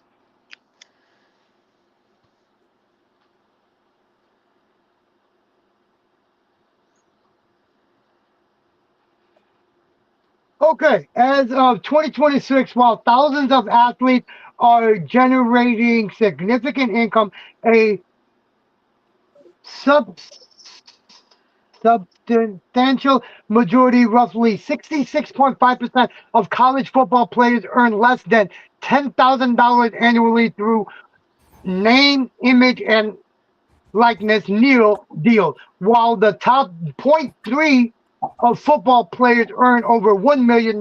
Vast majorities are lower tier earning bracket. 2026 Neil participant data. Total participants over 10,800 unique student athletes have had at least one deal cleared through the centralized Neo Go platform as of December 2025. Active users on average of 1,658 athletes and 507 schools are active on Neo compliance platform weekly. Market distribution. 44% of athletes with cleared deals are in sports other than football or men's basketball. High volume, high volume but low value. While thousands of deals exist, many are small local partnerships rather than national brand deals. The low money landscape 2025-2026, the majority earnings in a 2025 report indicated that 2/3 of the college football players make less than $10,000, with many earning only a few hundred or $1,000 for social media posts or local appearances. Not cleared deals. As of February 28, 2026, 711 deals worth more than 30 million were reviewed but not cleared by the College Sports Commission, often due to lack of valid business surpassed a improper manufactured deal. Reality check, 59% of the athletes in the 2026 survey reported earnings less than they expected from their Neil activities. Okay, but of those, how many of them are linemen? That's my question. Oh, you were talking about linemen. Yes. Does it specifically say?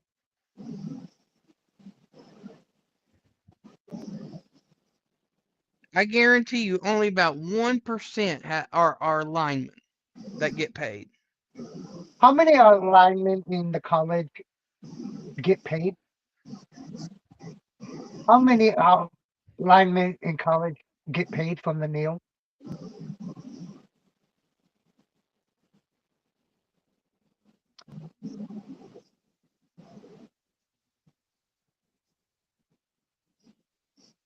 Yes, college football offensive linemen often receive specialized compensation, including food-based perks and direct payment through Neil deal, designed to address their high natural needs and high value to the team.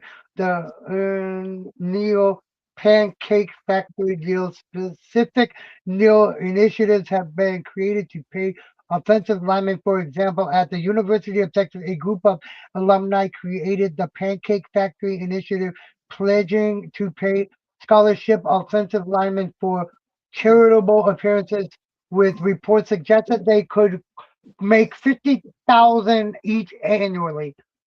Restaurant partnerships, local businesses, particularly restaurants, sign Neil deals with the entire offensive lines to provide free food or credit. For example, Auburn linemen secured a deal with a local restaurant to receive food credits for themselves and their family. Meal allowance per them beyond standard scholarships. Many schools provide meal checks or per diem payments to athletes, often prioritized for linemen to receive food costs during weekends or on off days when training tables are closed. The unlimited meals NCAA rules allow Division I and Division II schools to provide unlimited meals and snacks to athletes and Okay, benefits that so they only get paid food. That's bullshit. which is bullshit. Which I agree. Which I agree.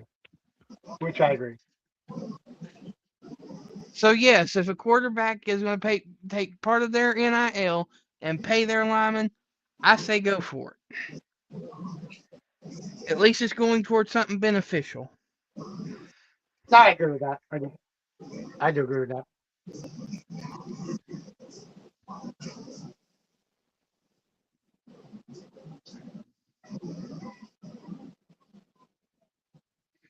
I know that if I was in college and having to pay for dorm and schooling, I'd want to get paid. I wouldn't want to have to. I mean, granted, not having to pay for food might be an added benefit, but it ain't the same as getting paid for room and schooling. Washington Corn, right? Washington Cornhusker schedule for the 2026 college football season. We forgot to check on them too. They did pretty good last year. Oh, you talking about Washington Huskies or Huskies? Yes, the Huskies. They start their season now 4 games at home against Washington State, Utah State, Eastern Washington, Minnesota. Then they go to California on October 3rd to play USC. Then they go out back home to play against Iowa. Then they go on the road 2 games to play Purdue and Nebraska. Then they come home and play Penn State. Then they go back on the road to play Michigan State. Then November 21st, they play Indiana. Then they close their season out in Oregon. They got a tough ass schedule this year, dude. Washington Cornhuskers got a schedule this year. A tough ass schedule. At least that back end of it. At least the back end from like USC down. So it's like from October. Their first 4 games, I see them being undefeated against Washington State, Utah State, Eastern Washington, and Minnesota. I see them being undefeated. I see USC upsetting them and giving them their first loss of the season. Gunner Stockton, FPH? What? Come on. Anybody's better than Gunner. Yeah.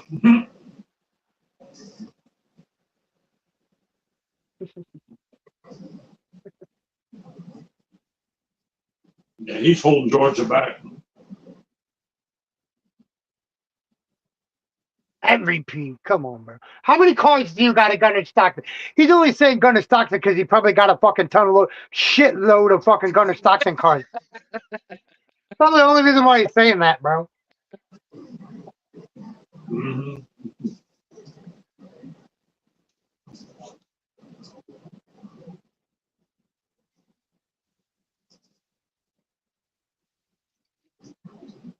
How many you got at PH? I know you got a bunch of them, bro. That's the only reason why you're saying that.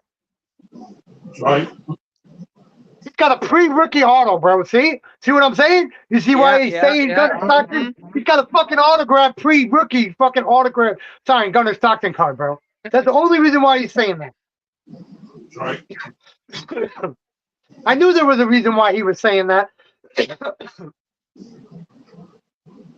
Guys, if you want to follow his card journey, go to Whatnot. Go to Whatnot and look up Florida Profit Owner on Whatnot. What is your starting bid on Whatnot, Florida Profit Owner? $1? Is it $1 or $5?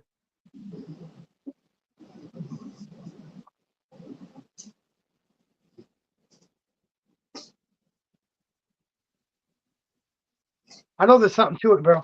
I knew there was something to that, bro. Why he started spamming Gunner Stockton. That's why I had to come how many cards he had.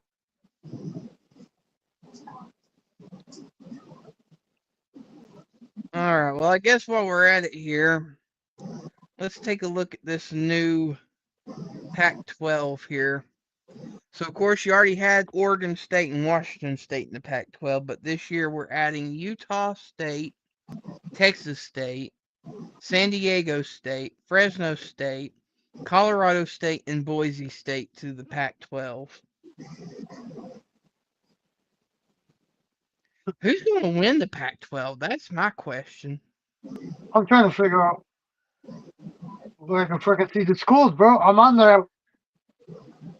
Oh, Pac-12 football, dummy. Yeah, Pac-12 football.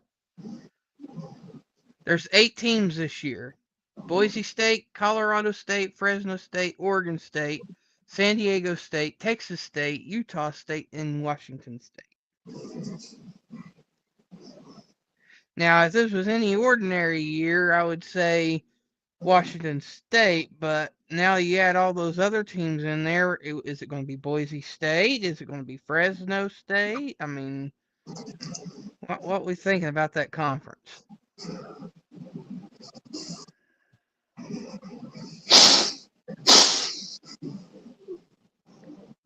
Hi, Julia. Hi, Julia. How you doing, hon? Boise State's the one that has that freaking blue field. Yeah, uh-huh.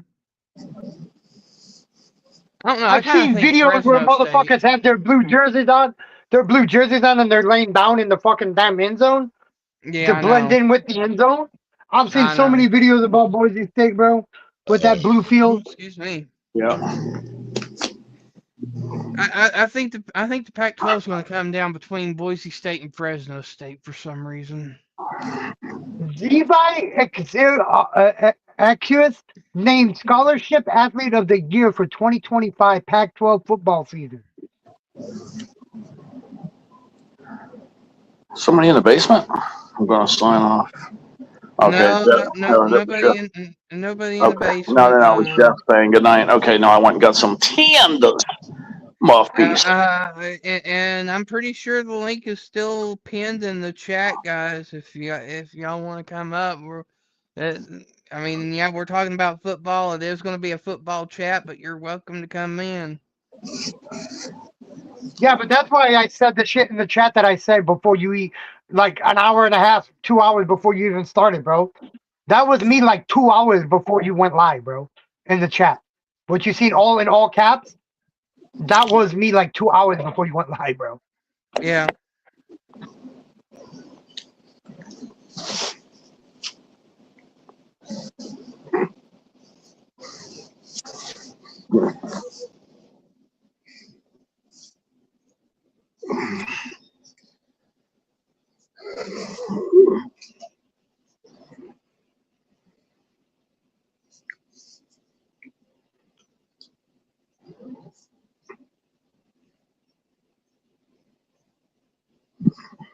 All right, FPH.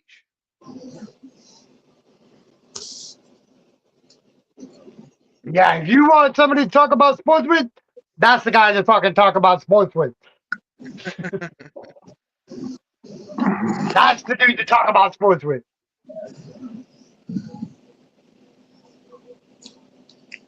He's gotten some pretty good cards, bro.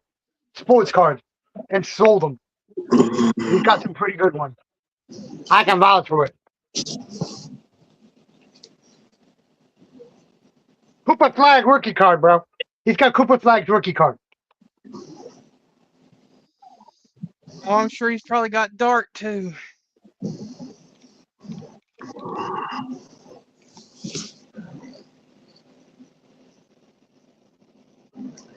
Yeah, I didn't notice. Yeah, because Brett and Jeff left.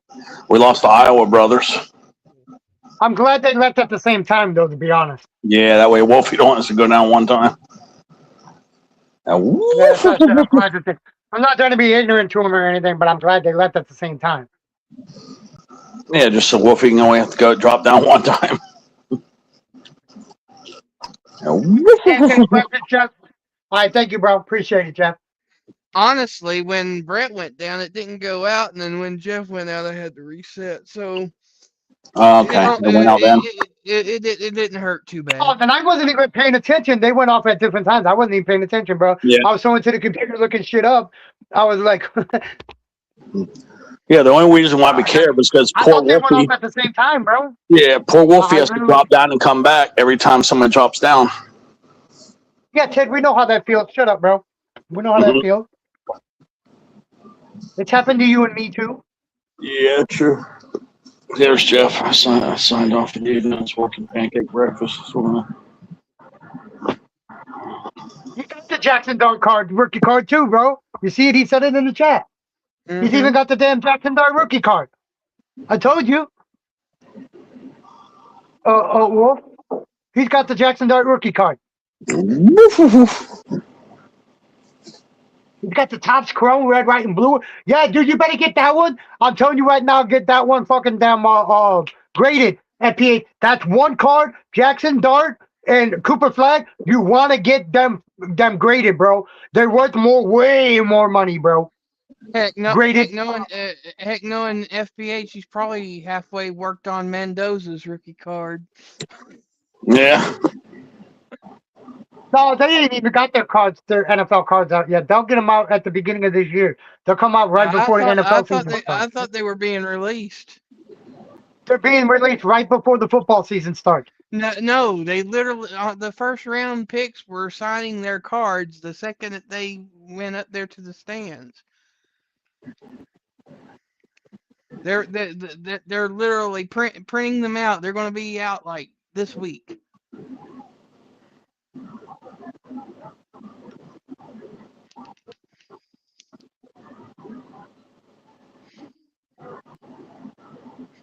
I guarantee you the first batch will be out this week. Yeah, probably. Yeah, they don't play around. Remember, if they really want to do something, they'll have that shit without in 2 days. That's all it takes, 2 days. Okay, they got a box of 2026 Sage High Series at Target right now of the 2026 rookie cards. They got the rookie cards already out, bro. They got them for 60. They got a box right here. This right here, the Sage trading card. Hold on, let me look it up. This is at Target. 2026 High Series Football Trading Cards Mega Box, $40, and it's got rookie cards in it. Oh, Ted, I found our sport. It's on tomorrow. Which one? Oh, it's NCAA Women's Beach Volleyball Championship. They're going to be in their bikinis. Oh shit! It's tomorrow on don't say that to ESPN Ted, at bro. 12:30. Now he's gonna want you to do a live, Wolf. You messed up. Yeah, Ted's going to want us to go live at about at 12 o'clock, 30 minutes before.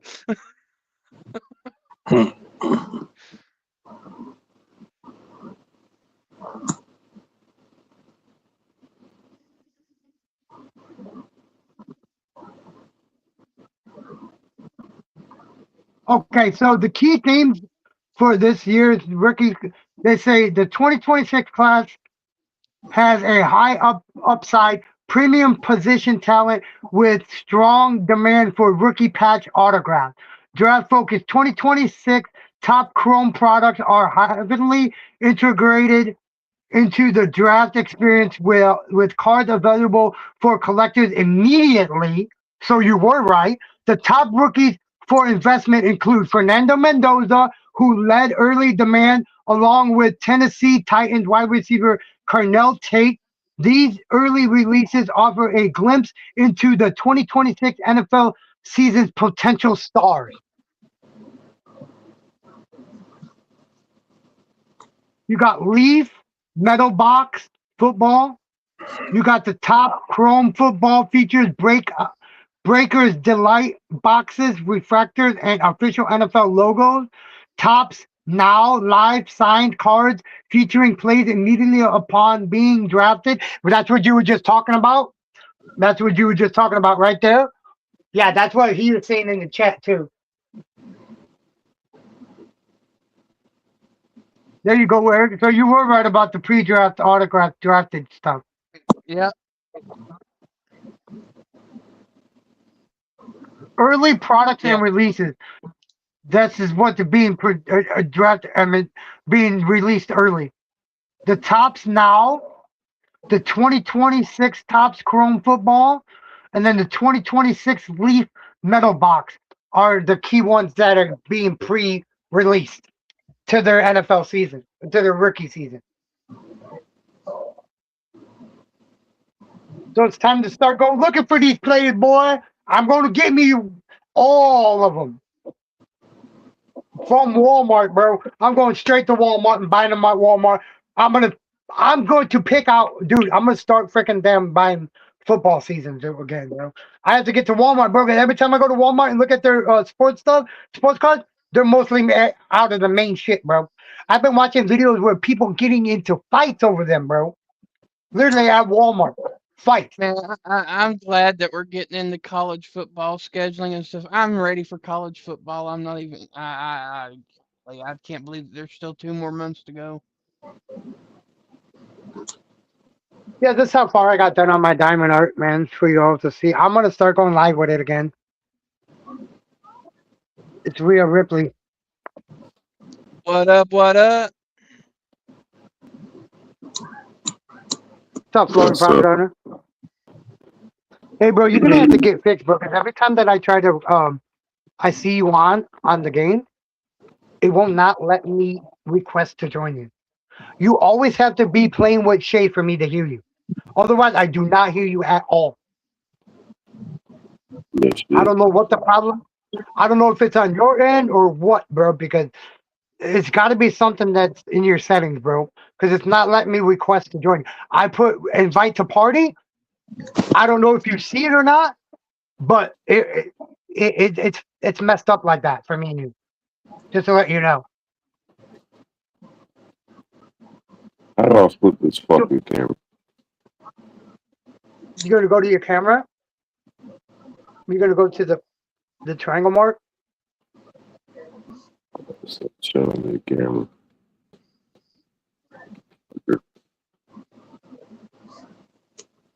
I just got this today. Here, just shut up. Put them on the big screen if you can, Eric, real quick. I got you. Hang on. Okay, there we go. Which one is it? Put it up a little, move it up more, move it up, Yeah, up. bring the card up a little the bit. card. Bring the card up. No, the other way, the other way. Yeah, there you The go. other way, keep There you going. go. There you go. Oh, Carter, who? Carter. Yeah. Hell yeah, that's a good one. Oh, that's Yep. Vince Carter. That's a mint 9. What is that from? Who is that from? Is that from a PSA? Or who? Yeah, PSA Mint 9. I paid $20 for it. Damn. 20 for the card or 20 for the grading? 20 for the whole thing. Yep. Wait. To get it graded too? No, it I was bought it graded already. already. Yeah. He bought it already graded. So Vince Carter, dude, I would keep that card, bro, for the future, bro, because that card should already be worth a 9, a mint 9. Let me see what a mint 9 Vince Carter is going for. Hold on. A 10's worth about 400. Yeah, right about it, yeah. That one's only worth about 45, but I paid 20 so I could double my money. I got another little something here too. Okay, look, I got a Vince Carter. Which one is it again? Which one is it again? Here, I'll get back to that. Hold on.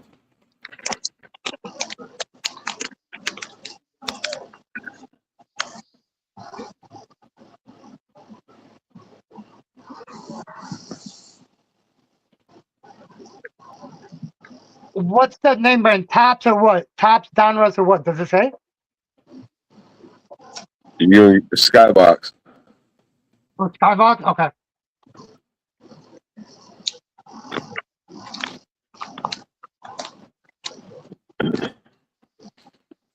I got this guy too. Dude, I got it on here, bro. A Vince Carter RC rookie 1998 Skybox X Center 89 PS and 9 Toronto. Dude's wanting $400, bro, on eBay. There's another one, but that's the card that you have. The card that you have of him, dude's wanting pre-owned $400, bro. There's one on here going for on eBay for $169. $169. It's a 1998 one, right? Though It's in Yeah, it's a 1998. 98. It's a 98. But what you have to do is you got to look at all the fucking the Macari and all those motherfuckers be undercutting. They all fucking take the market down. There's Takes one another guy. card for the PSA 9, fucking from 1998. They want $80 on eBay for it. So you got a card worth something though, bro. I'm looking for that same exact card, bro, and I've seen 3 different prices: 80, 169, 399 for the same exact card and a PSA 9. Yeah, that girls volleyball. What channel is that on, Wolfie? Is that ESPN? Yeah, it's gonna be ESPN at 12:30 tomorrow. Yeah, I don't have ESPN yet. I think Mom has ESPN, but I don't know. Hey Teddy, team down in Sarasota, they won the championship the first year. Oh, cool. Girls beach volleyball. All right. Well, hook me up. Get me some signed panties. I'm trying to tell you, bro. Yeah, I want them soiled. I want them soiled This is too. a sports channel. Oh, This is a sports channel. Let me yeah, let me bitch. I grab- want let me them grab damn a things few more soiled, cards. though. Yep, I want them soiled. I'm gonna grab a few cards I got. Here. I can see Wolfie smiling ear to ear right now. I can see Wolfie smiling. Oh shit! That's what I do, man. I just sit around checking my cards all fucking day. I got 60, You know how to check 60 the prices on eBay listings. for sold, right? Yeah, yep. That's the main thing you want to go to, bro. And if you're going on eBay, That's what all go cards. to what is All everybody that buys your cards. That's what they do. They'll get it sold. They What's your don't give a minimum? fuck. What's your minimum price? What's your starting bid on whatnot? $5 or $1? I don't fuck. I haven't, man. I haven't been back to Whatnot just because it's so fucking hard to get traction. eBay is where I'm at now. You better watch Yeah. out for a lot of these motherfuckers, bro. Oh, you're a seller. You're a seller, not a buyer. You're a seller. Yeah, no. I'm gonna grab a few more cards here in a second. Give me just a second. I'll be right back. Or you got to do FP8 sometimes. You got to put a reserve. You just got to. Yeah, the reserve costs fucking money. So what you do is you just I know. You put your lowest bid in. So if you start off at the lowest bid, you don't need to put a reserve. I had a guy come up and hit me up. He's like, "Why the fuck are you paying for reserves when you just put your lowest bid in as what your reserve would be?" So I mean, it's Starting bid complicated. you're talking about. He's talking about Well, the starting bid. Yeah, your starting bid would be your reserve. Your reserve, yeah. Smart. Yeah. Smart. That's why a lot of people put their reserve at $1. That's why if you look at Whatnot, a lot of the people that are on Whatnot, their bids are at $1. Put it at $1 you want to, because then you're selling that motherfucker for $1. Yep.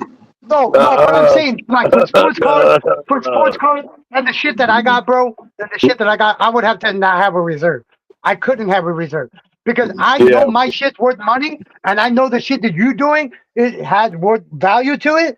Then I could see us not having one. People like me and you, we wouldn't have a reserve.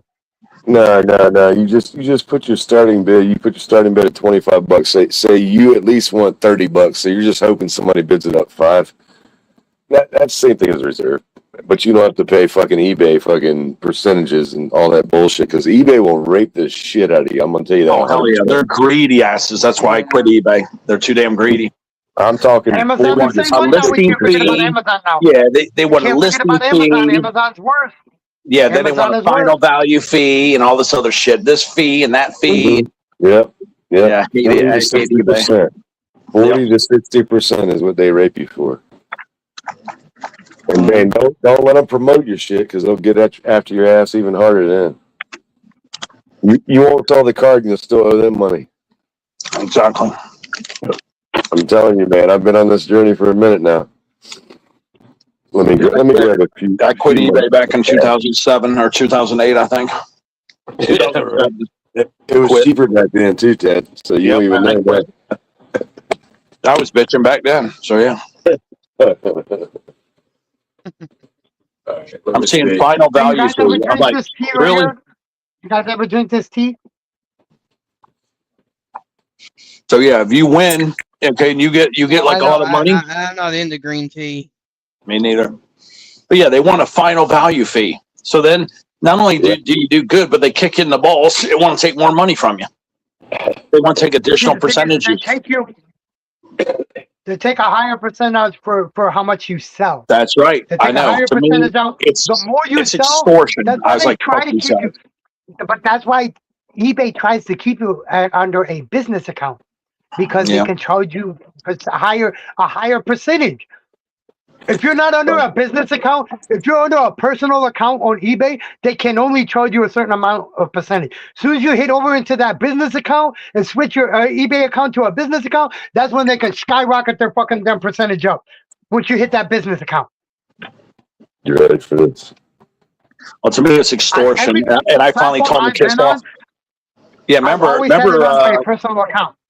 Yeah, remember D-Man and eBay bought PayPal. So I told both of them to kiss my ass. And that's why I don't have PayPal.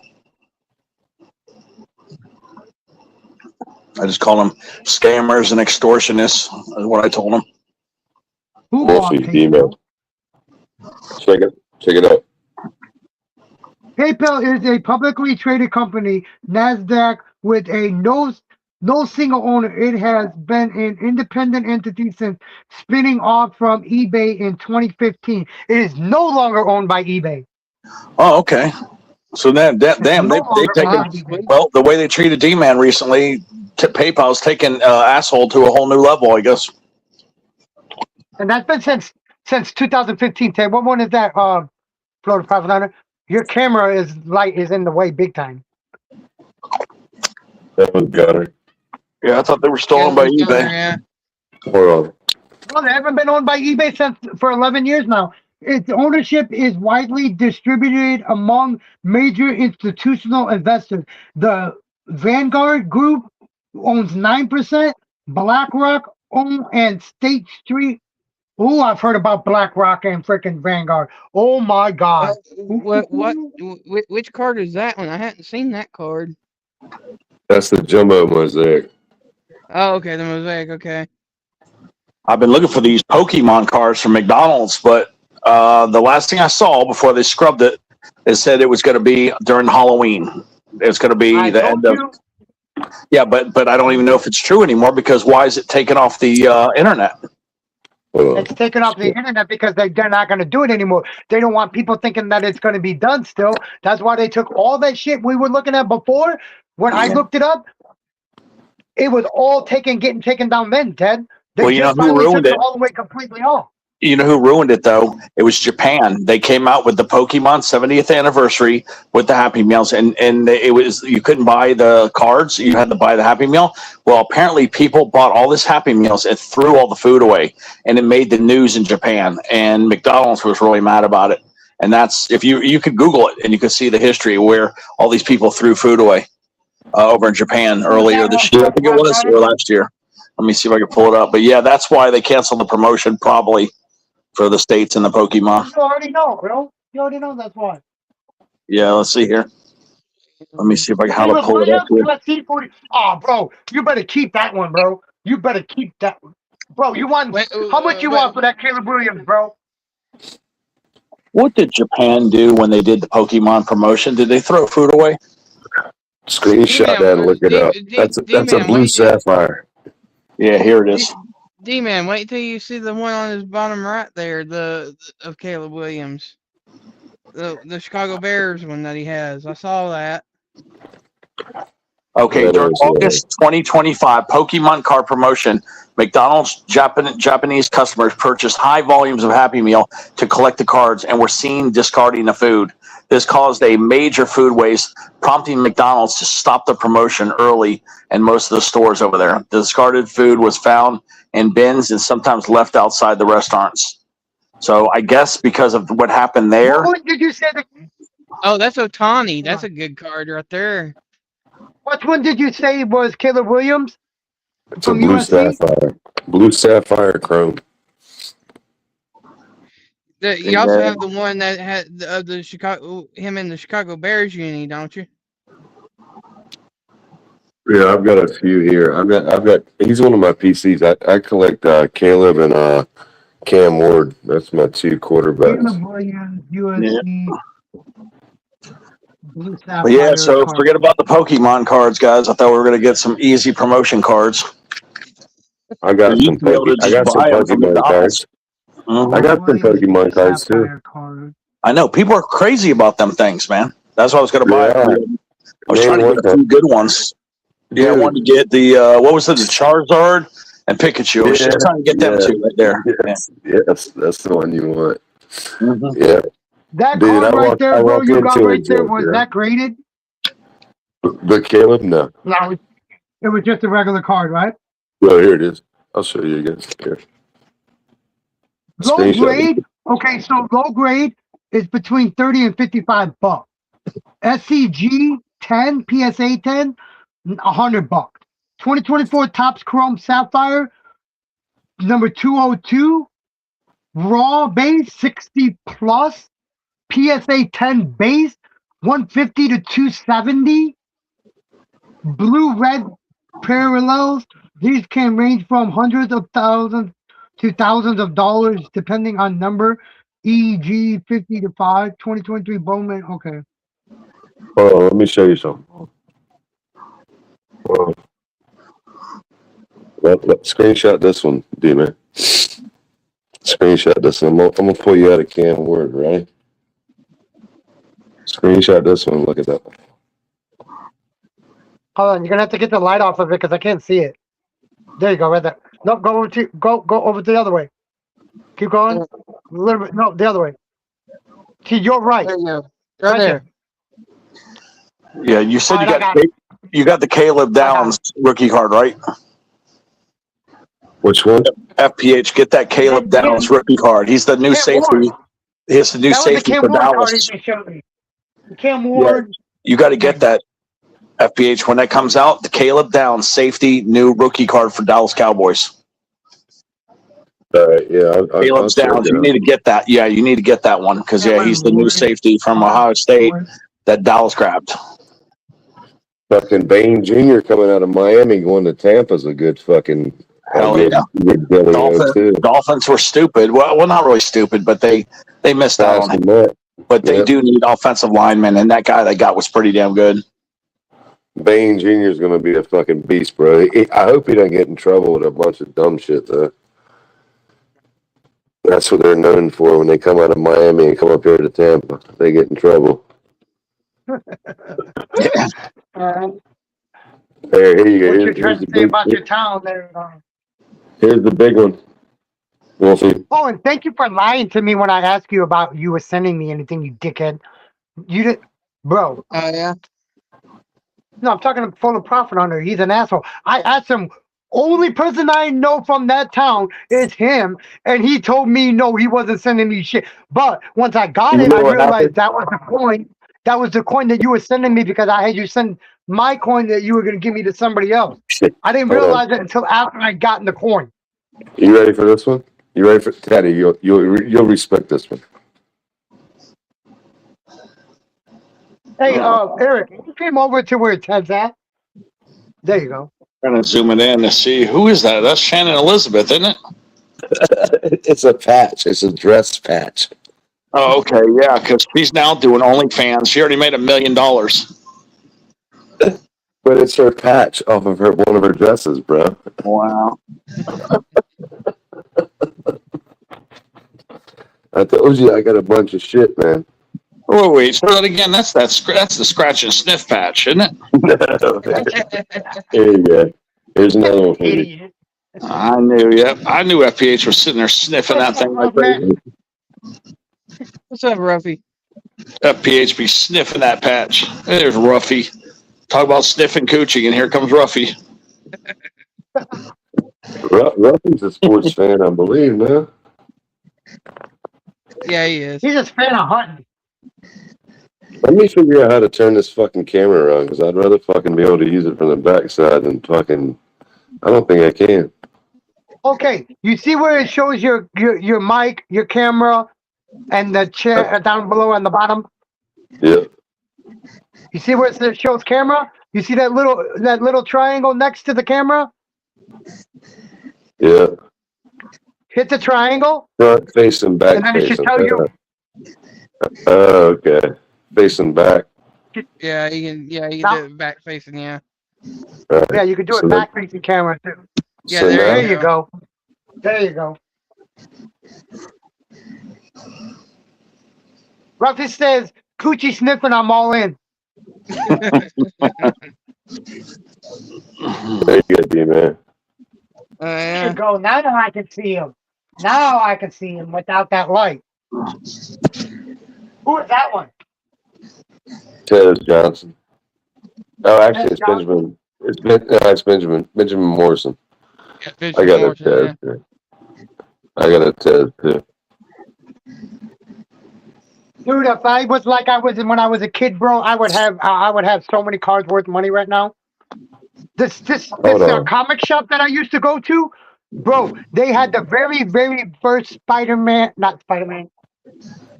Was it Spider-Man? You talking Comic about book comic? ever. You ain't talking about comics. Hold on, motherfucker. I'll show you something else too. Hold on. Give me a second. There you go, Wolfie. You might respect this. Look what this is. You ready, Wolfie? Oh yeah, yeah. FIFA. Unopened. Unopened. That's what's up. From what year? What year is that from? 25. Right there. Unopened. That's World Cup 25 right there. Who won the World Cup in 2025? Let me see who won the World Cup. Who won the FIFA World Cup in 2025? Oh, you, bro. Chelsea. Chelsea won the FIFA World Cup.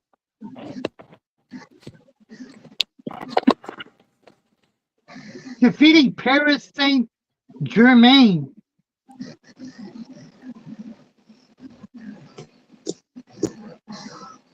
Isn't the FIFA World Cup coming up again anyway? That's the regular World Cup. Yeah.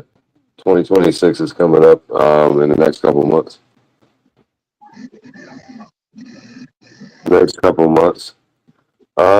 me see what else I Last got. year's World Cup was in July. Last year's World Cup ended in July 13th. Let me see. Where's my biggest fucking card at? Where's she at?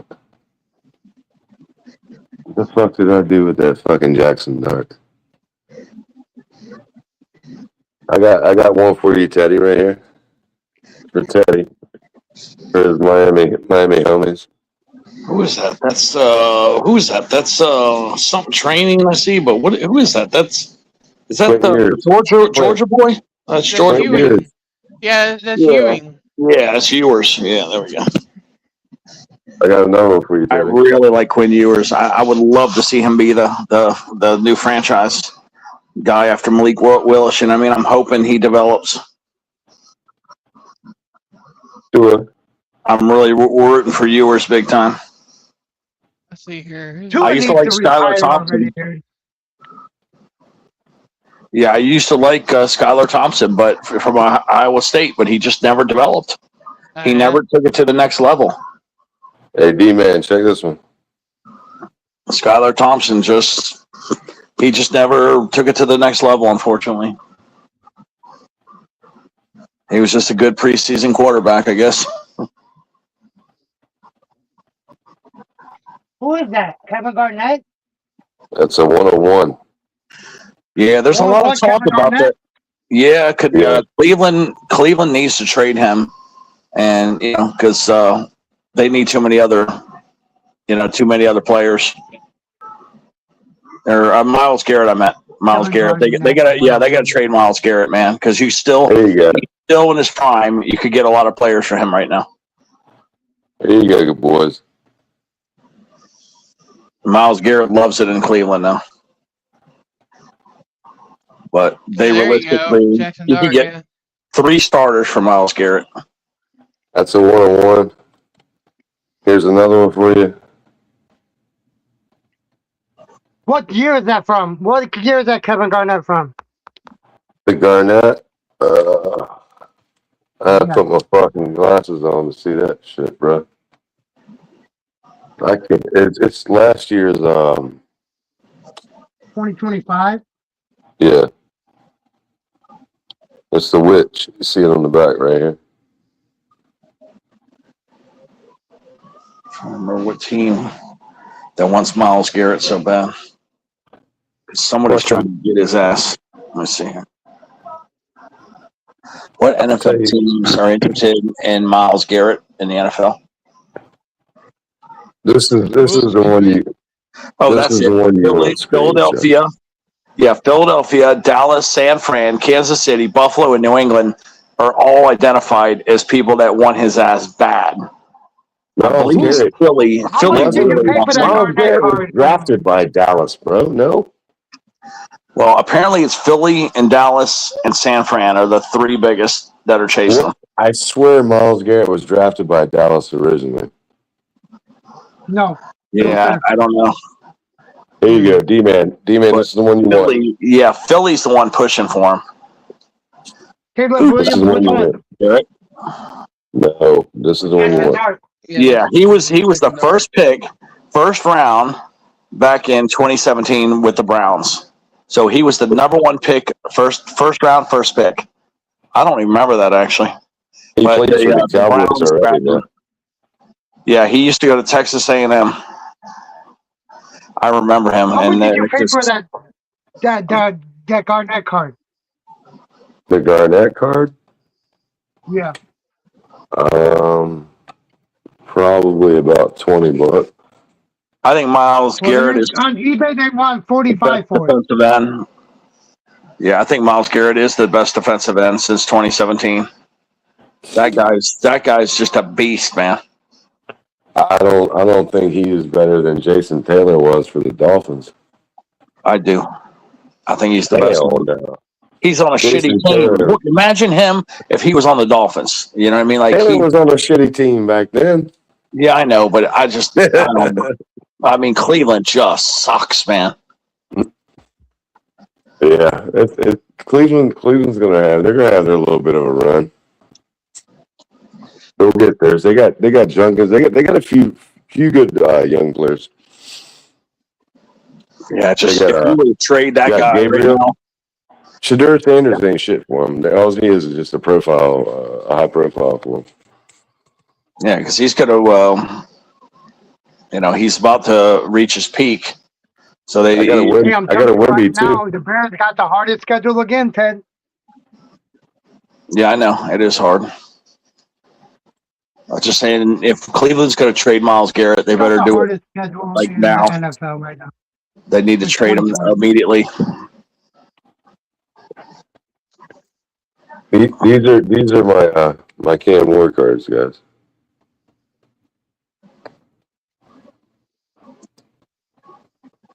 So when they do rookie contracts, is there any limitation? Like if you wanted to do a 10-year rookie deal, could they do it? Could you do it if you wanted to do a longer contract, like 5 years, or is there any rookie deal?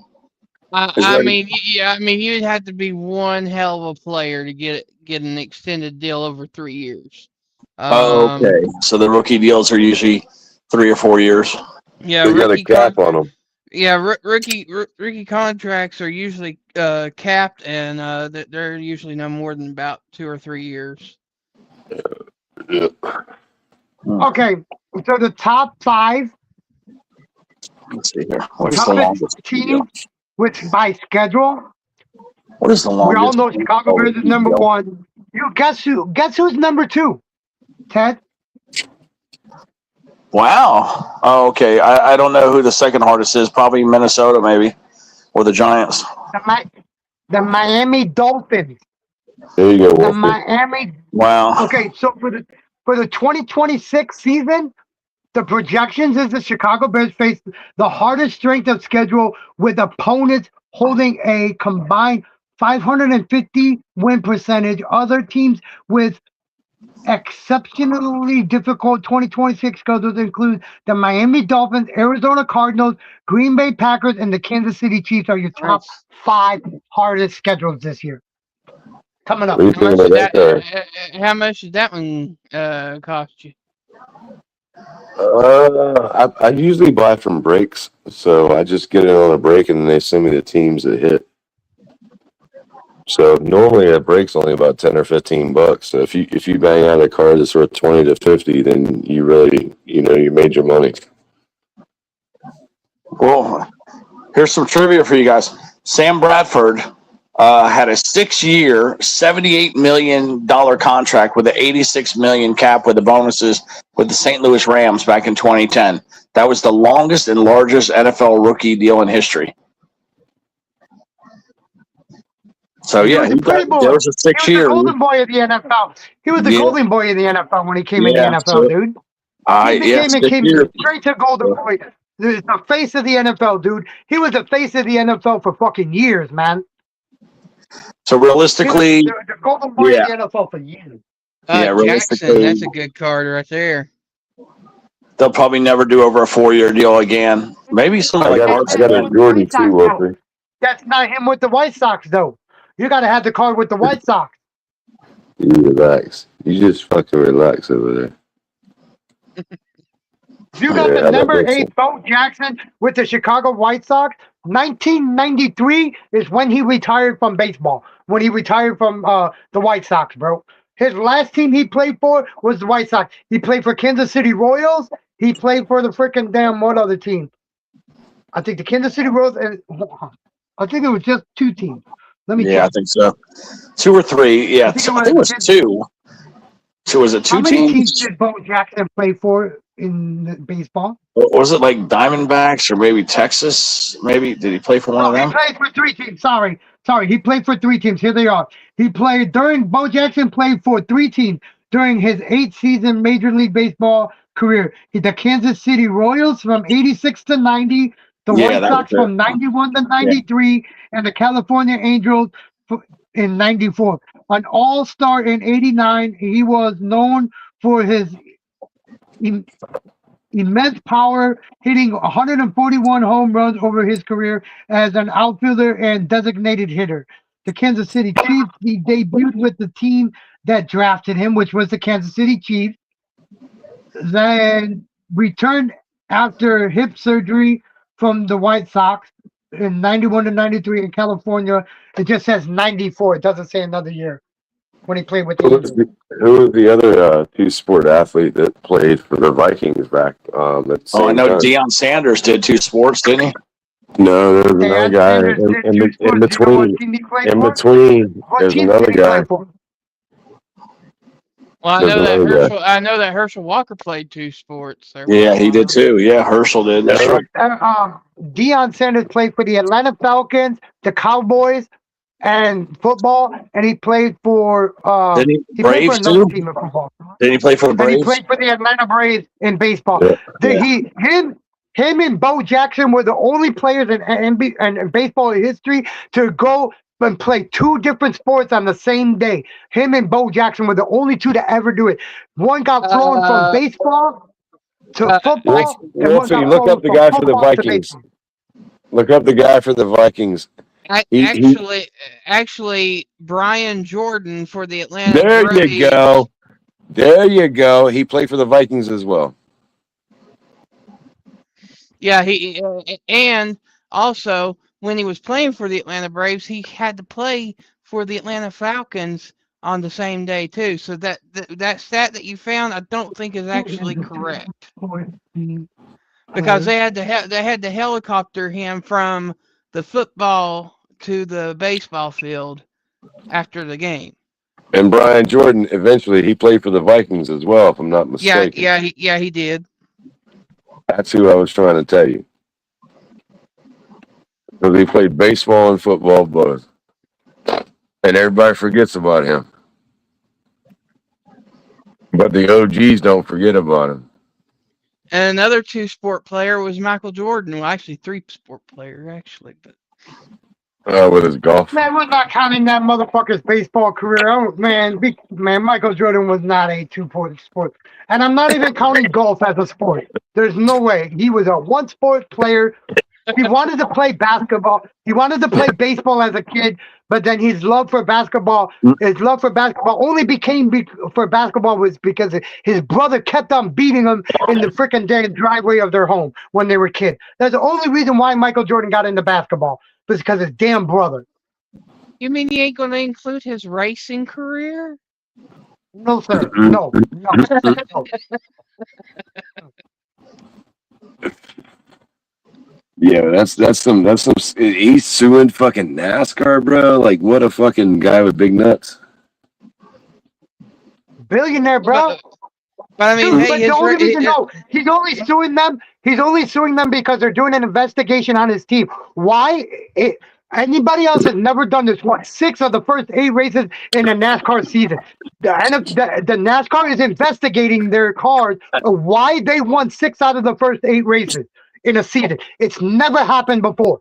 And Michael Jordan is an owner of a car team, and they win the first 6 races out of the first 8. That's the only reason why he's suing NASCAR is because they're investigating him first.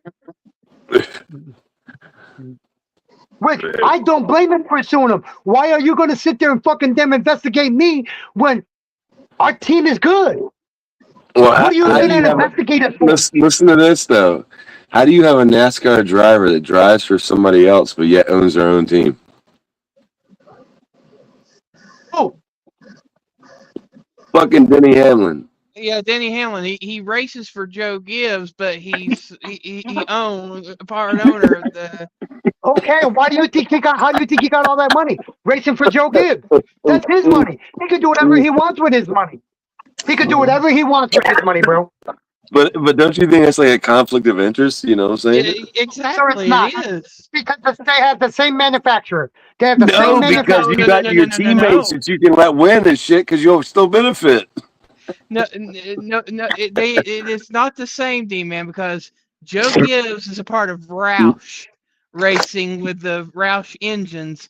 Toyota is its own separate thing, so no, it's not the same. But that's something to think about, right? You got a fucking car owner that races for another team. Like, bruh, which one are you going to benefit more on? I mean, you would at least think that Hamlin would drive a Toyota. I mean, But yeah, bro, you heard the promise he made to Denny's dad before his dad died. oh no, I didn't hear that. He said he had a cigar put aside, and he said, once we win the championship with your son, we'll smoke this together. Oh, Mm-hmm. Well, I'm a Tony Stewart fan, so you know I gotta be like whatever the nastiest driver is. That's my You guy. like crybaby then? You like crybaby? yeah, then. yeah, you like That's all Crybaby, yeah. Man, You y'all like better kiss crybaby my then. ass. That motherfucker You proved like himself. crybaby then. You kiss my ass, bro. Best dirt track driver ever. Hey, Ever. it's all good. FPH, my driver was Jeff Gordon, so. Well, your driver was gay before gay came out. That gay guy got 7 championships. That gay guy I got don't 7 care. championships. He just had a fucking hot chick next to him. He's still gay all day. Jimmy Johnson was banging him. Yeah, he's now married and got 3 kids and is the CEO of Hendrick Motorsports. So Does Jimmy Johnson still race or did he retire? No, he's still part-time driving, but he's now the Announcing. owner of and he's now the owner of Legacy Motorsports. And he announces some too. Yeah, dude. Is the I saw Viagra guy that still shit. driving? Number 6. Who was that Viagra guy? Carl somewhere? What was his name? Mark Carl Edwards. No, Mark Carl- Martin. That's it. Is Mark he still Martin, driving? yeah. Is Yeah. Viagra boy? No, Mark Martin's not driving no more. He retired. Yeah. I think he retired back in like 2008, 2009, something like that. Yeah, back when I was watching NASCAR a little bit, those were some of the drivers I used to watch, Jimmy Johnson and that Viagra boy. Yep. And then you had the camera. He retired in 2013. Yeah, Mark Martin. But when was his last full year of racing? That's my question. 2011. 2011. Okay, 11. Okay, there you go. Yeah, I saw the Earnhardt race when Earnhardt died, when they prematurely put it at the bottom of the screen that Earnhardt was killed in the wreck, and then they pulled it back off So I witnessed that race. Yeah, And I watched that race live too. I was watching. yep. You know, Yep. matter of fact, where I was at when that race happened, I was actually in prison when that happened. I watched that race on TV.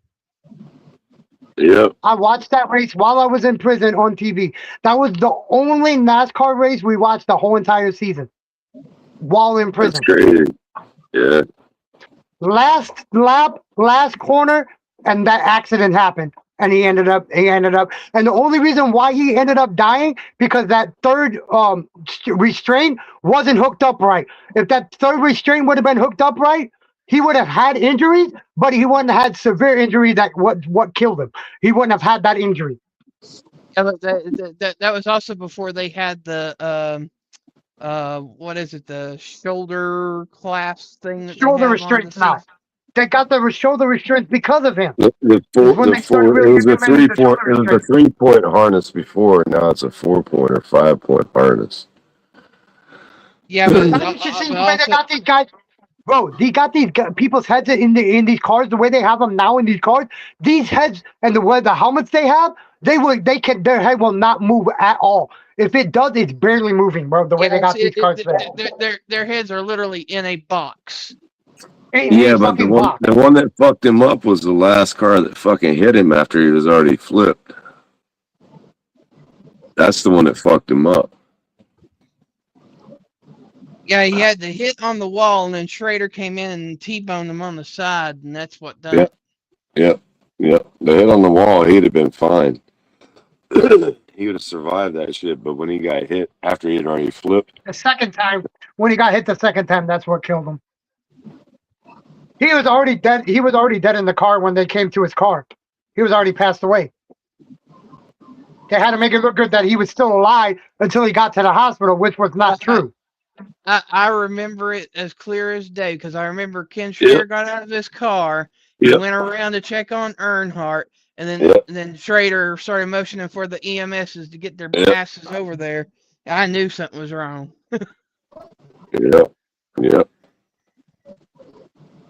That was when I first started watching NASCAR. My guy was Sterling Marlin because he drove the fucking beer car, the Coors Light. His ass. I could not stand. Mine was Jeff Gordon, bro.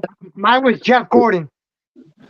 That's why you can imagine Wolfie Sterling Marlin. Then I went to Tony Stewart. So I had a pattern. I mean, I liked the Intimidator when he was racing. And then my ultimate driver was Jeff Gordon, the Rainbow Warriors, the Flames, and all that through the years. But my secondary driver was Rusty Wallace. Oh yeah, used to like him. Oh, Rusty. Fuck that Miller Lite car. My first vehicle was purchased through Rusty. I had a Toyota Tacoma, and I bought it at his dealership, and he actually signed the papers for me. And then Kyle Busch is also one of my, since I like the bad boys of NASCAR. Oh, don't even go with his ass. Oh my God. Oh yeah. You see all the messed up people he's picking, bro. I think he's doing it on purpose. I know he knows we don't like him. Oh my gosh, talking about people I can't stand. My uncle was a Matt Kenseth fan. I could not stand him whatsoever either. Fuck DeWalt. Oh man, I got Tony Stewart fucking posters and shit. Oh yeah.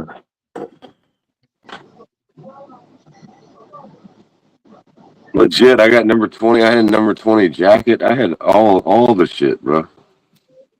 Oh, that was me with Jeff Gordon. I had the jacket. I had the hats. Mm-hmm. Yep, the 124 diecast. I literally had all the diecast cars. Yeah. Yep. Yeah, and you know those cars that you can, the diecast cars that you could actually make yourself and actually build. Yeah, I did that too. Man, the good old days. Sitting there on a Sunday afternoon, eating some fucking lunch, watching NASCAR. Oh, I have a question for everybody, man. When you get commercials on YouTube, bro, is there fucking anybody else get bombarded with fucking Spanish commercials, or is it just me? Yeah, I've been It's getting some. it's becoming more and more popular. Yeah, I've been getting a few here. I needed to ask that question because I wanted to know if it was I'm going crazy or is it just they're doing it to me, but it seems like they're doing it to all of YouTube. So YouTube has now become bilingual. It's a bilingual platform. The one person getting kicked out of the country the most, they have it as a second language on YouTube. That's so everybody can understand when ICE says fucking leave. They're just making it so you can understand when they yell at you and you know you're speaking English. But you think they would have subtitles? They don't even have subtitles in the commercial, bro. It's just straight to 60 seconds, 5 minutes worth of damn Spanish I can't understand. Yeah. Yep. Well, tell me why when I Yeah, picky panty, right? FEH, picky panty. You know, speaky spanny, picky panty. no big bandage. Yep, picky panty. Me no big bandage. Yep, picky panty. But oh, I gotta get these coins out to Patty. Patty Love Stitch tomorrow, Monday. I'm at. Oh, and by the way, I'm gonna tell you what happened with your fucking coin that came. Fucking my shipping department didn't realize who it was supposed to be shipped to, and she saw man, and it was supposed to be Mansfeld, and she shipped it to you. To who? You. Me? Yeah, that's why you got the extra coin, because my shipping department is on the slow side.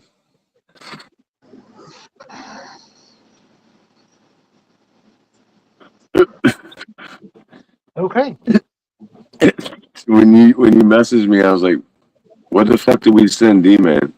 And she's like, "What are you talking about?" And I'm like, "Yo, bro," I'm like, "I wrote on the inside of the envelope who to send it to." She goes, "All I saw was man," so I went and fucking sent it to D-Man. I said, "Okay, well that's what he's talking about."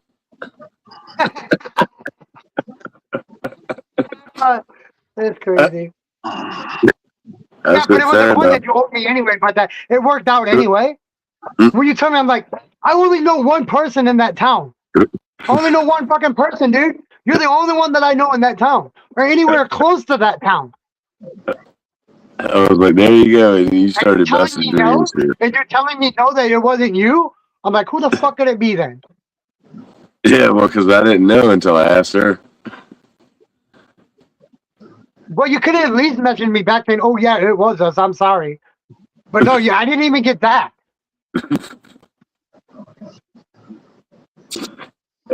Shit. So, man, this college season coming up, man. Okay, preseason. Who do y'all got winning the national championship again?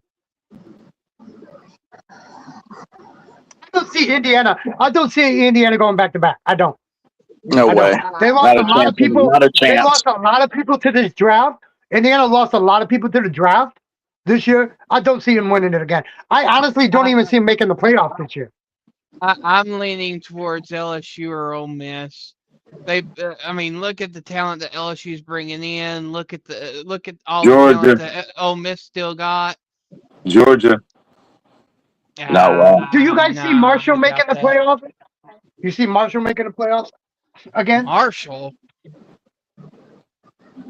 They're in like a fucking gravy ass division, so they'll make the playoffs. But No, Marshall ain't gonna make no playoffs. Tulane maybe. oh, they're in the same as fucking What about James USF. Madison? You think James Madison is going to slide their asses in there like they did fucking last year for these teams not wanting to play? Like they Hey, did this year? you better be careful on James Madison, man. That's a Virginia team, bro.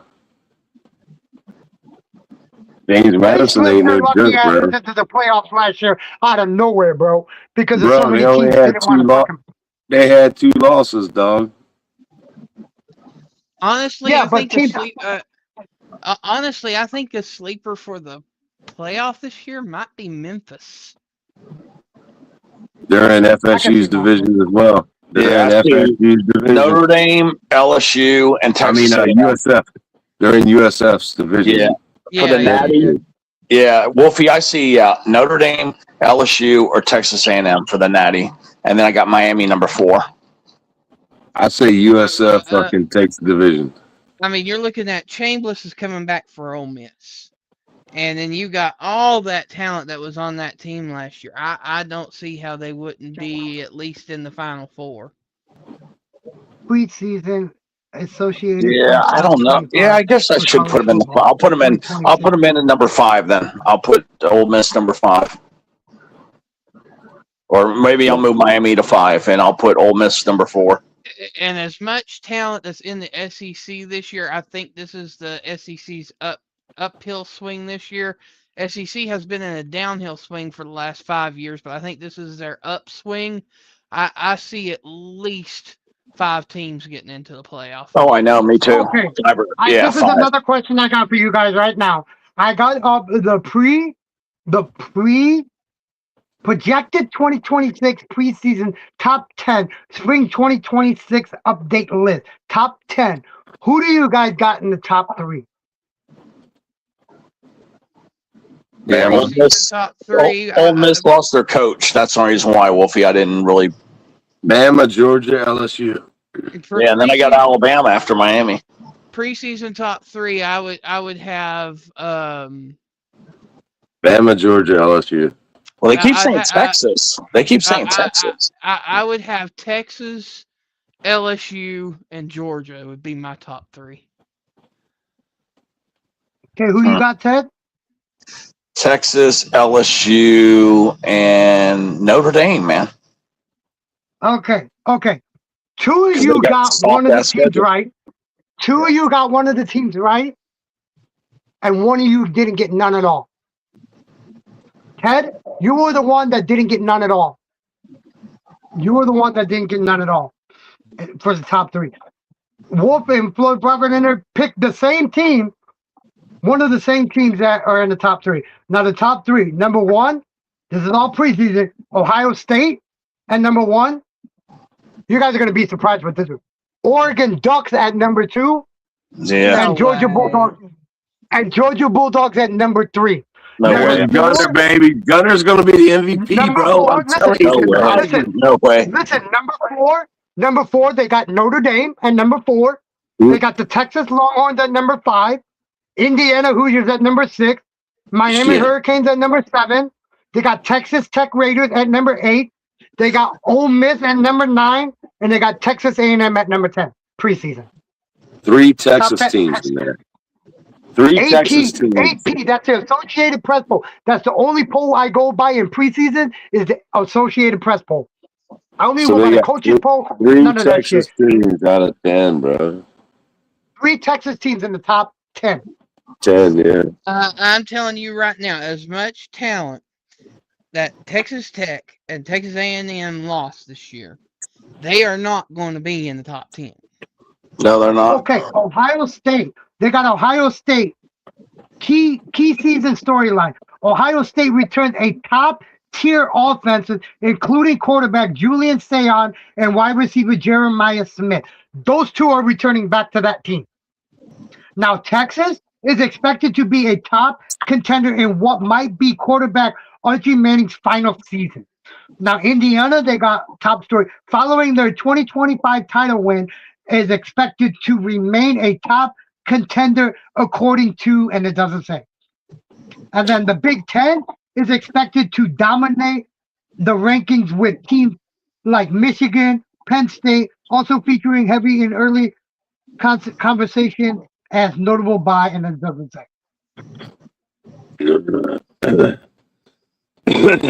Yeah. I don't know about all that. I'm telling you right now, Oregon does not belong in that picture. They might be a top 15 team by the end of the year. Indiana's not going to be up there either. Yep. No, they ain't either. They're not going to pull in a fucking quarterback to come in that fucking, even though I talked all the shit about Mendoza had a fucking lot of nuts. This one, now the Associated Press website I went through, top 25 college football poll. I don't know what's the date on this.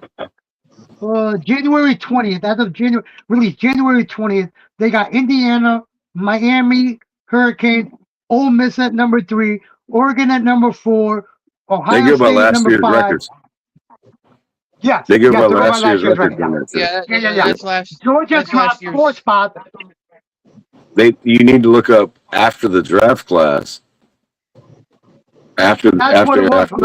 What I was saying earlier. Yeah, that was after it. Yeah. Yeah, not this one. This one's from last year. That's bullshit. Because Indiana ain't gonna do shit.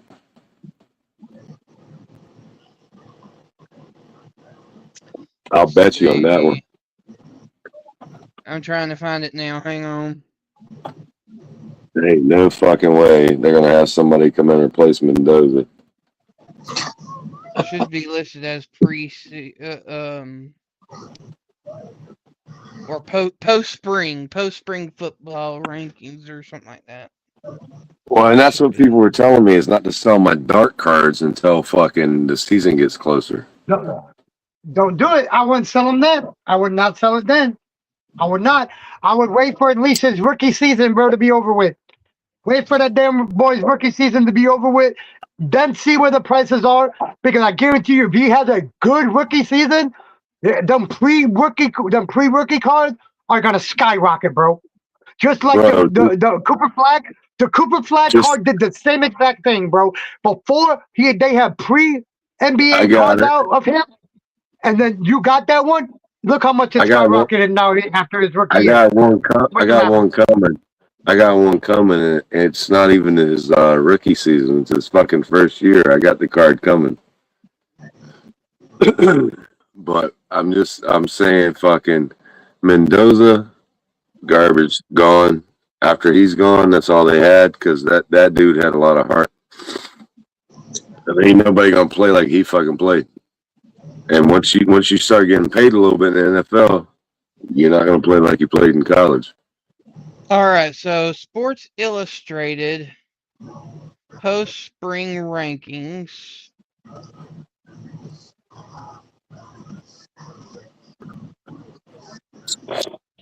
Let's see. Ohio State.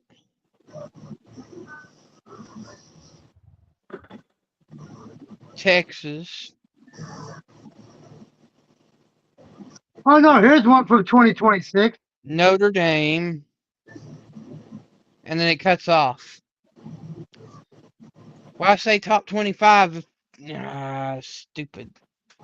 And then okay, I got one right here. This is the big league. It's from January of this year, bro. You got Indiana number 1, Miami Hurricanes number 2, Ole Miss number 3, Oregon Ducks number 4, Ohio Buckeyes number 6, Georgia Bulldogs number 6, Ohio State Buckeye number 5, I meant. Georgia Bulldogs number 6, Texas Raiders, Texas Tech number 7, Texas A&M number 8, Alabama Crimson Tide number 9, Notre Dame number 10, BYU Cougars number 11, Texas Longhorn number 12, Oklahoma Sooners number 13, Utah 14, Vanderbilt 15, Virginia Cavaliers 16, Iowa Hawkeyes number 17, Tulane Green Wave number 18, James Madison number 19, USC Trojans number 20, Michigan Wolverines number 21, Houston Cougars number 22, Navy Midshipmen number 23, North Texas Mean Green 24, and TCU Longhorns 25. Other receiving notes: Illinois. Okay, that is the last year's rankings at the end of the season. Now, this is the way too early top 25 according to On3 Sports. You have Texas Longhorns number 1, followed by Ohio State. You got Oregon at number 3, Georgia number 4, Notre Dame at 5, Indiana 6, Miami 7. Let's see here. After Miami, you got Texas A&M, LSU, Oklahoma. Then you got Texas Tech, USC, Ole Miss, Alabama, 15 is Michigan. Then you got Tennessee, BYU, Iowa, Penn State, and Missouri in the top 20. And then you got Washington, Clemson, Florida at 23, Utah and SMU at 25. I Yeah, still we'll say see. They Gunner lost all those Stockton. defensive players on Miami's. I think Miami's not going to be as good as they think on the defense. I mean, I think it'll be good. I think the offensive line will recover a little bit quicker, but I see that Miami defense not being as good as last year. I mean, when you lose Mesidor and Bain, 2 first-round picks, that's going to definitely affect that defense. Yeah. I still say Stockton's going to get the fucking eyes. Yeah, they lost David Blay, too. That big dude, David Blay, they lost him, too. So, yeah, Miami lost like 3 or 4 key defensive players. I just don't see that defense recovering from that. Okay, here's from April 14th, bro. Here's a list from April 14th, 2026. For the top way too early pick poll, they got Ohio State record last year was 12-2, 9-0 in the Big Ten. Previous ranking was 6. Key players lost was Caleb Downs, Avery Reese, Sonny Styles. Hold on, let me put my glasses on so I can see this stuff's too small. Okay. Caden Curry, defensive end, defensive lineman Caden McDonald, cornerback Davison Beanstone, whatever the hell that name is, wide receiver Carnell Tate, and tight end Max Clare were the key players Ohio State lost in the draft this year. Then the key addition, they safety Earl Little Jr. from Florida State, defensive lineman James Smith from Alabama, Kua Rossau from Alabama, safety Terry Moore from Duke, tight end Hunter Welshing from Northwestern, wide receiver Devin McEwen, University of Texas at San Antonio, defensive tackle John Walker from UCF, linebacker Christian Allegero from Wisconsin, wide receiver Chris Henry Jr. from high school. Those were the key additions to the Ohio State Buckeyes this year. Then it goes to Oregon at number 2. Previous ranking number 5, 13-2 record, 8-1 in the Big Ten. Key players lost: Malik Benson, wide receiver, offensive tackle Isaiah World, guard Emmanuel Pringnon, tight end Keenan Sadiq, linebacker Bryce Bocher, safety Dylan Dean to the Chicago Bears. Key additions for the Oregon Ducks was quarterback Dylan Raiola from Nebraska, offensive tackle Michael Bennett III from Yale, safety Corey Pierce from Minnesota, wide receiver Iverson Hooks from UAB, safety Carl Williams IV from Baylor, and offensive tackle Emmanuel, I cannot pronounce that, from high school. Those are the key additions for Oregon. Then you got Georgia at number 3, record 12-2, 8-1 in the SEC. Previous ranking number 4. Key players lost. They only lost 1, 2, 3, 4, 5, 6 players last year. Georgia did. They lost wide receiver Zachariah Branch, offensive tackle Monroe Freeling, linebacker C.J. Allen, defensive tackle Christian Miller, and cornerback Dylan Everett. Key additions was wide receiver Isaiah Cannon from Georgia Tech, safety John Marley Riddle from East Carolina, cornerback Gentry Williams from Oklahoma, defensive end Amarius Williams from Auburn, and safety Khalil Barnes from Clemson was the key addition to Georgia Bulldogs this year. Damn, You know what? bro, they got all Georgia defense, could be man. good. You're right. Georgia could be very good. They could. Because Zachariah Branch was the best thing they lost, really. And they brought in a wide receiver. Damn, Yeah, I you're right. forgot On all paper. about- I forgot all about Dylan Raiola going to Oregon. That's right. I forgot about that transfer from Nebraska over. So you're right. Georgia could be a contender, too. Yeah, Georgia Okay, and Oregon both.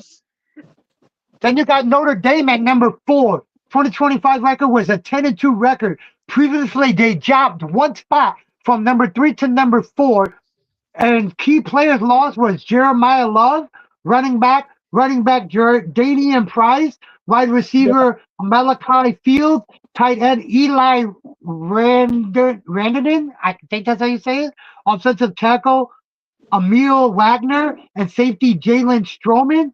Key additions were defensive tackle Francis Brew from Pittsburgh, defensive lineman Keenan Keeley from Alabama, cornerback Jaden Sanders from Michigan, cornerback DJ McKinney from Colorado, wide receiver Quincy Porter from Ohio State, wide receiver Mylan Graham from Ohio State, kicker Spencer Perath from Purdue, defensive line Theonin Gray from Oregon was key additions for the Notre Dame this year. Then Jesus you got Christ, That's, that's I'm telling you, Notre Dame is stacked, man. They really are. I really got to think that Notre Dame is going to be undefeated, probably. They're gonna get a big push in the playoffs this year coming Yeah, up. I mean, think if Notre they Dame beat will. Miami, yeah, I just see Notre Dame only losing one game, maybe. Tell you what though, I tell you what though, if Notre Dame is in that same spot again, where they're borderline getting into the playoff and they miss again, there's going to be hell. No. There's something now. Did you see how Notre Dame got something to go their way with the new rules? That they get in no matter what. Yeah, they pulled some little trickery thing or little sissy thing, and they get in no matter what. Let me pull it up, Wolfie. Yeah, they squawked, and they got their way. They cried.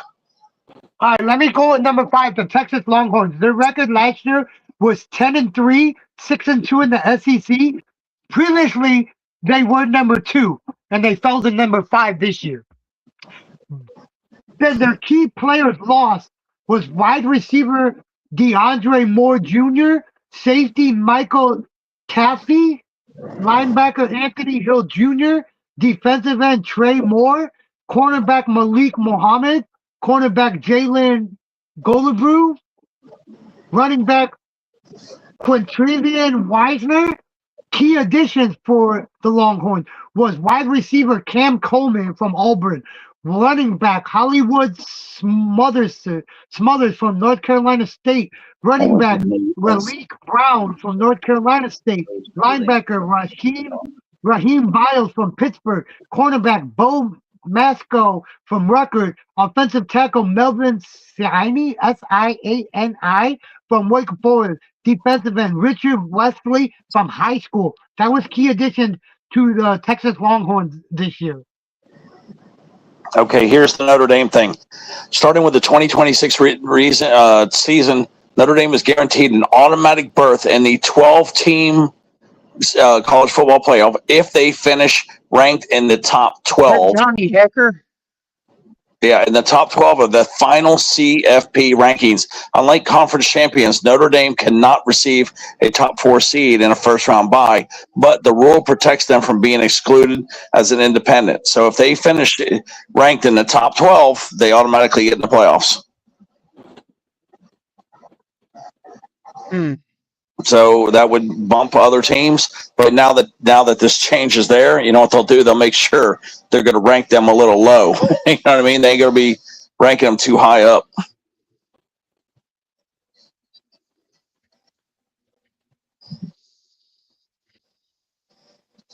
So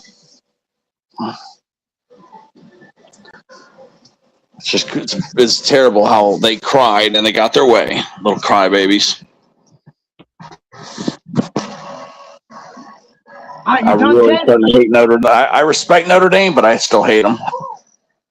Oh, Okay, they lost my respect completely when they rejected the bowl game. Yeah, that I know, because Wolfie's like me, like he's into sportsmanship. So when you do what you did last year and you caused a bunch of other teams to do the same thing, yeah, that's real bad. Because had they not done that, I think 2 or 3 other teams wouldn't have dropped out either.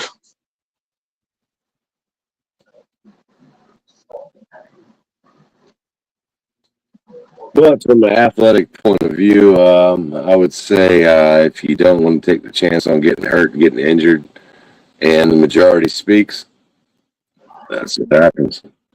Yep. Okay. Indiana's number 6, by the way. They dropped 5 spots from at the end of last year. To number 6. Their record was 16-0, 9-0 in the Big Ten, previous 1 ranking.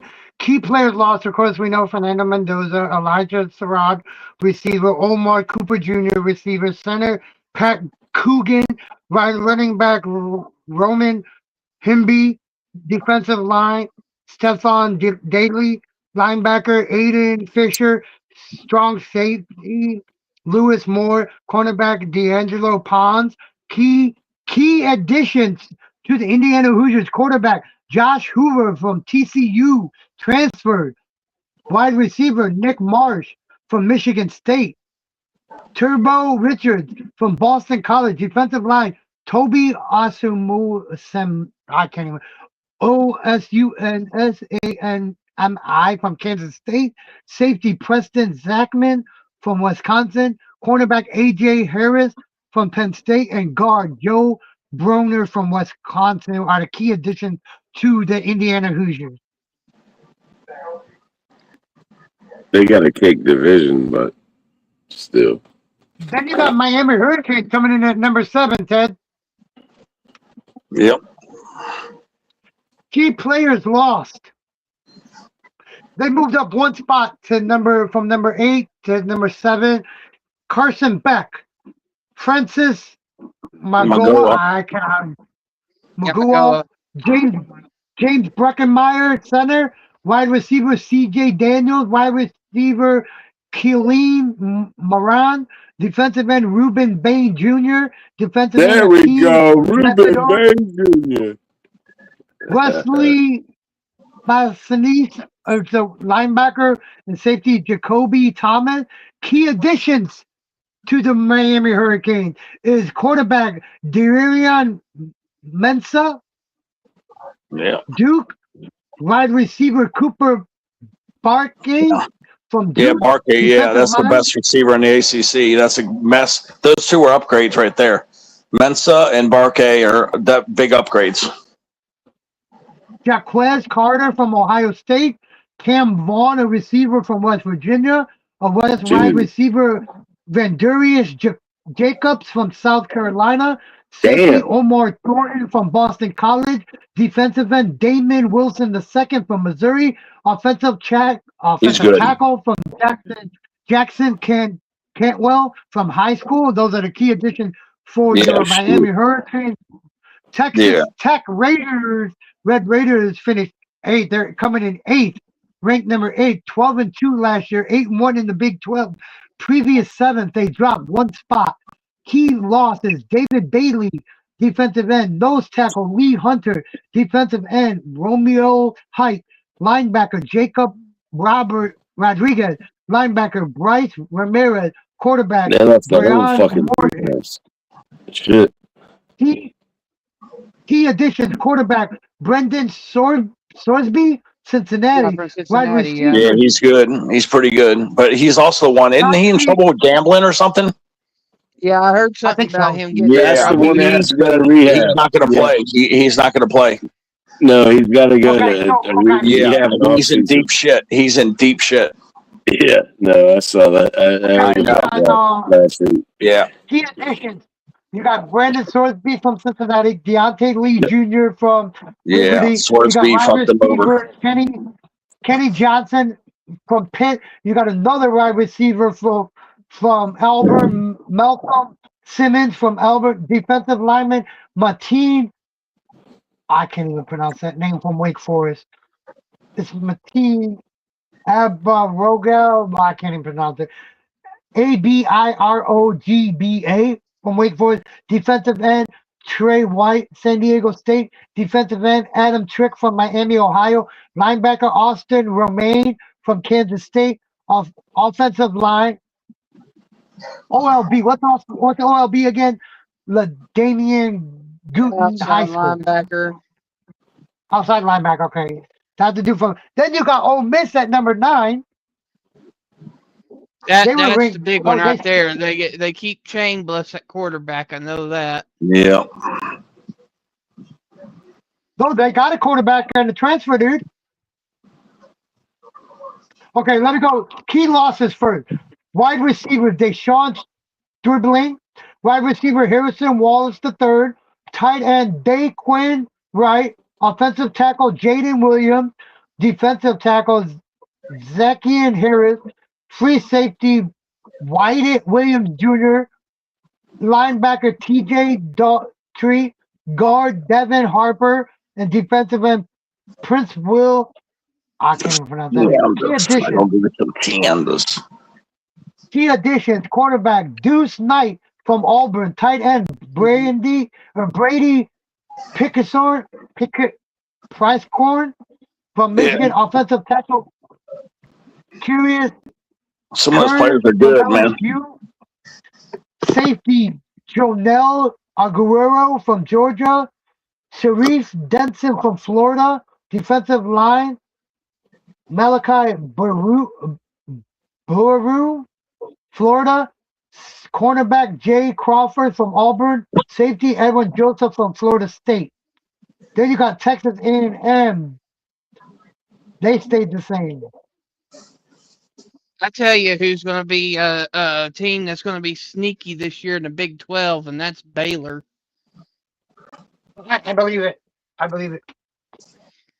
They're picking up DJ Lagway from Florida at quarterback, and then they got some talent coming in elsewhere. Fucking DJ Lightweight.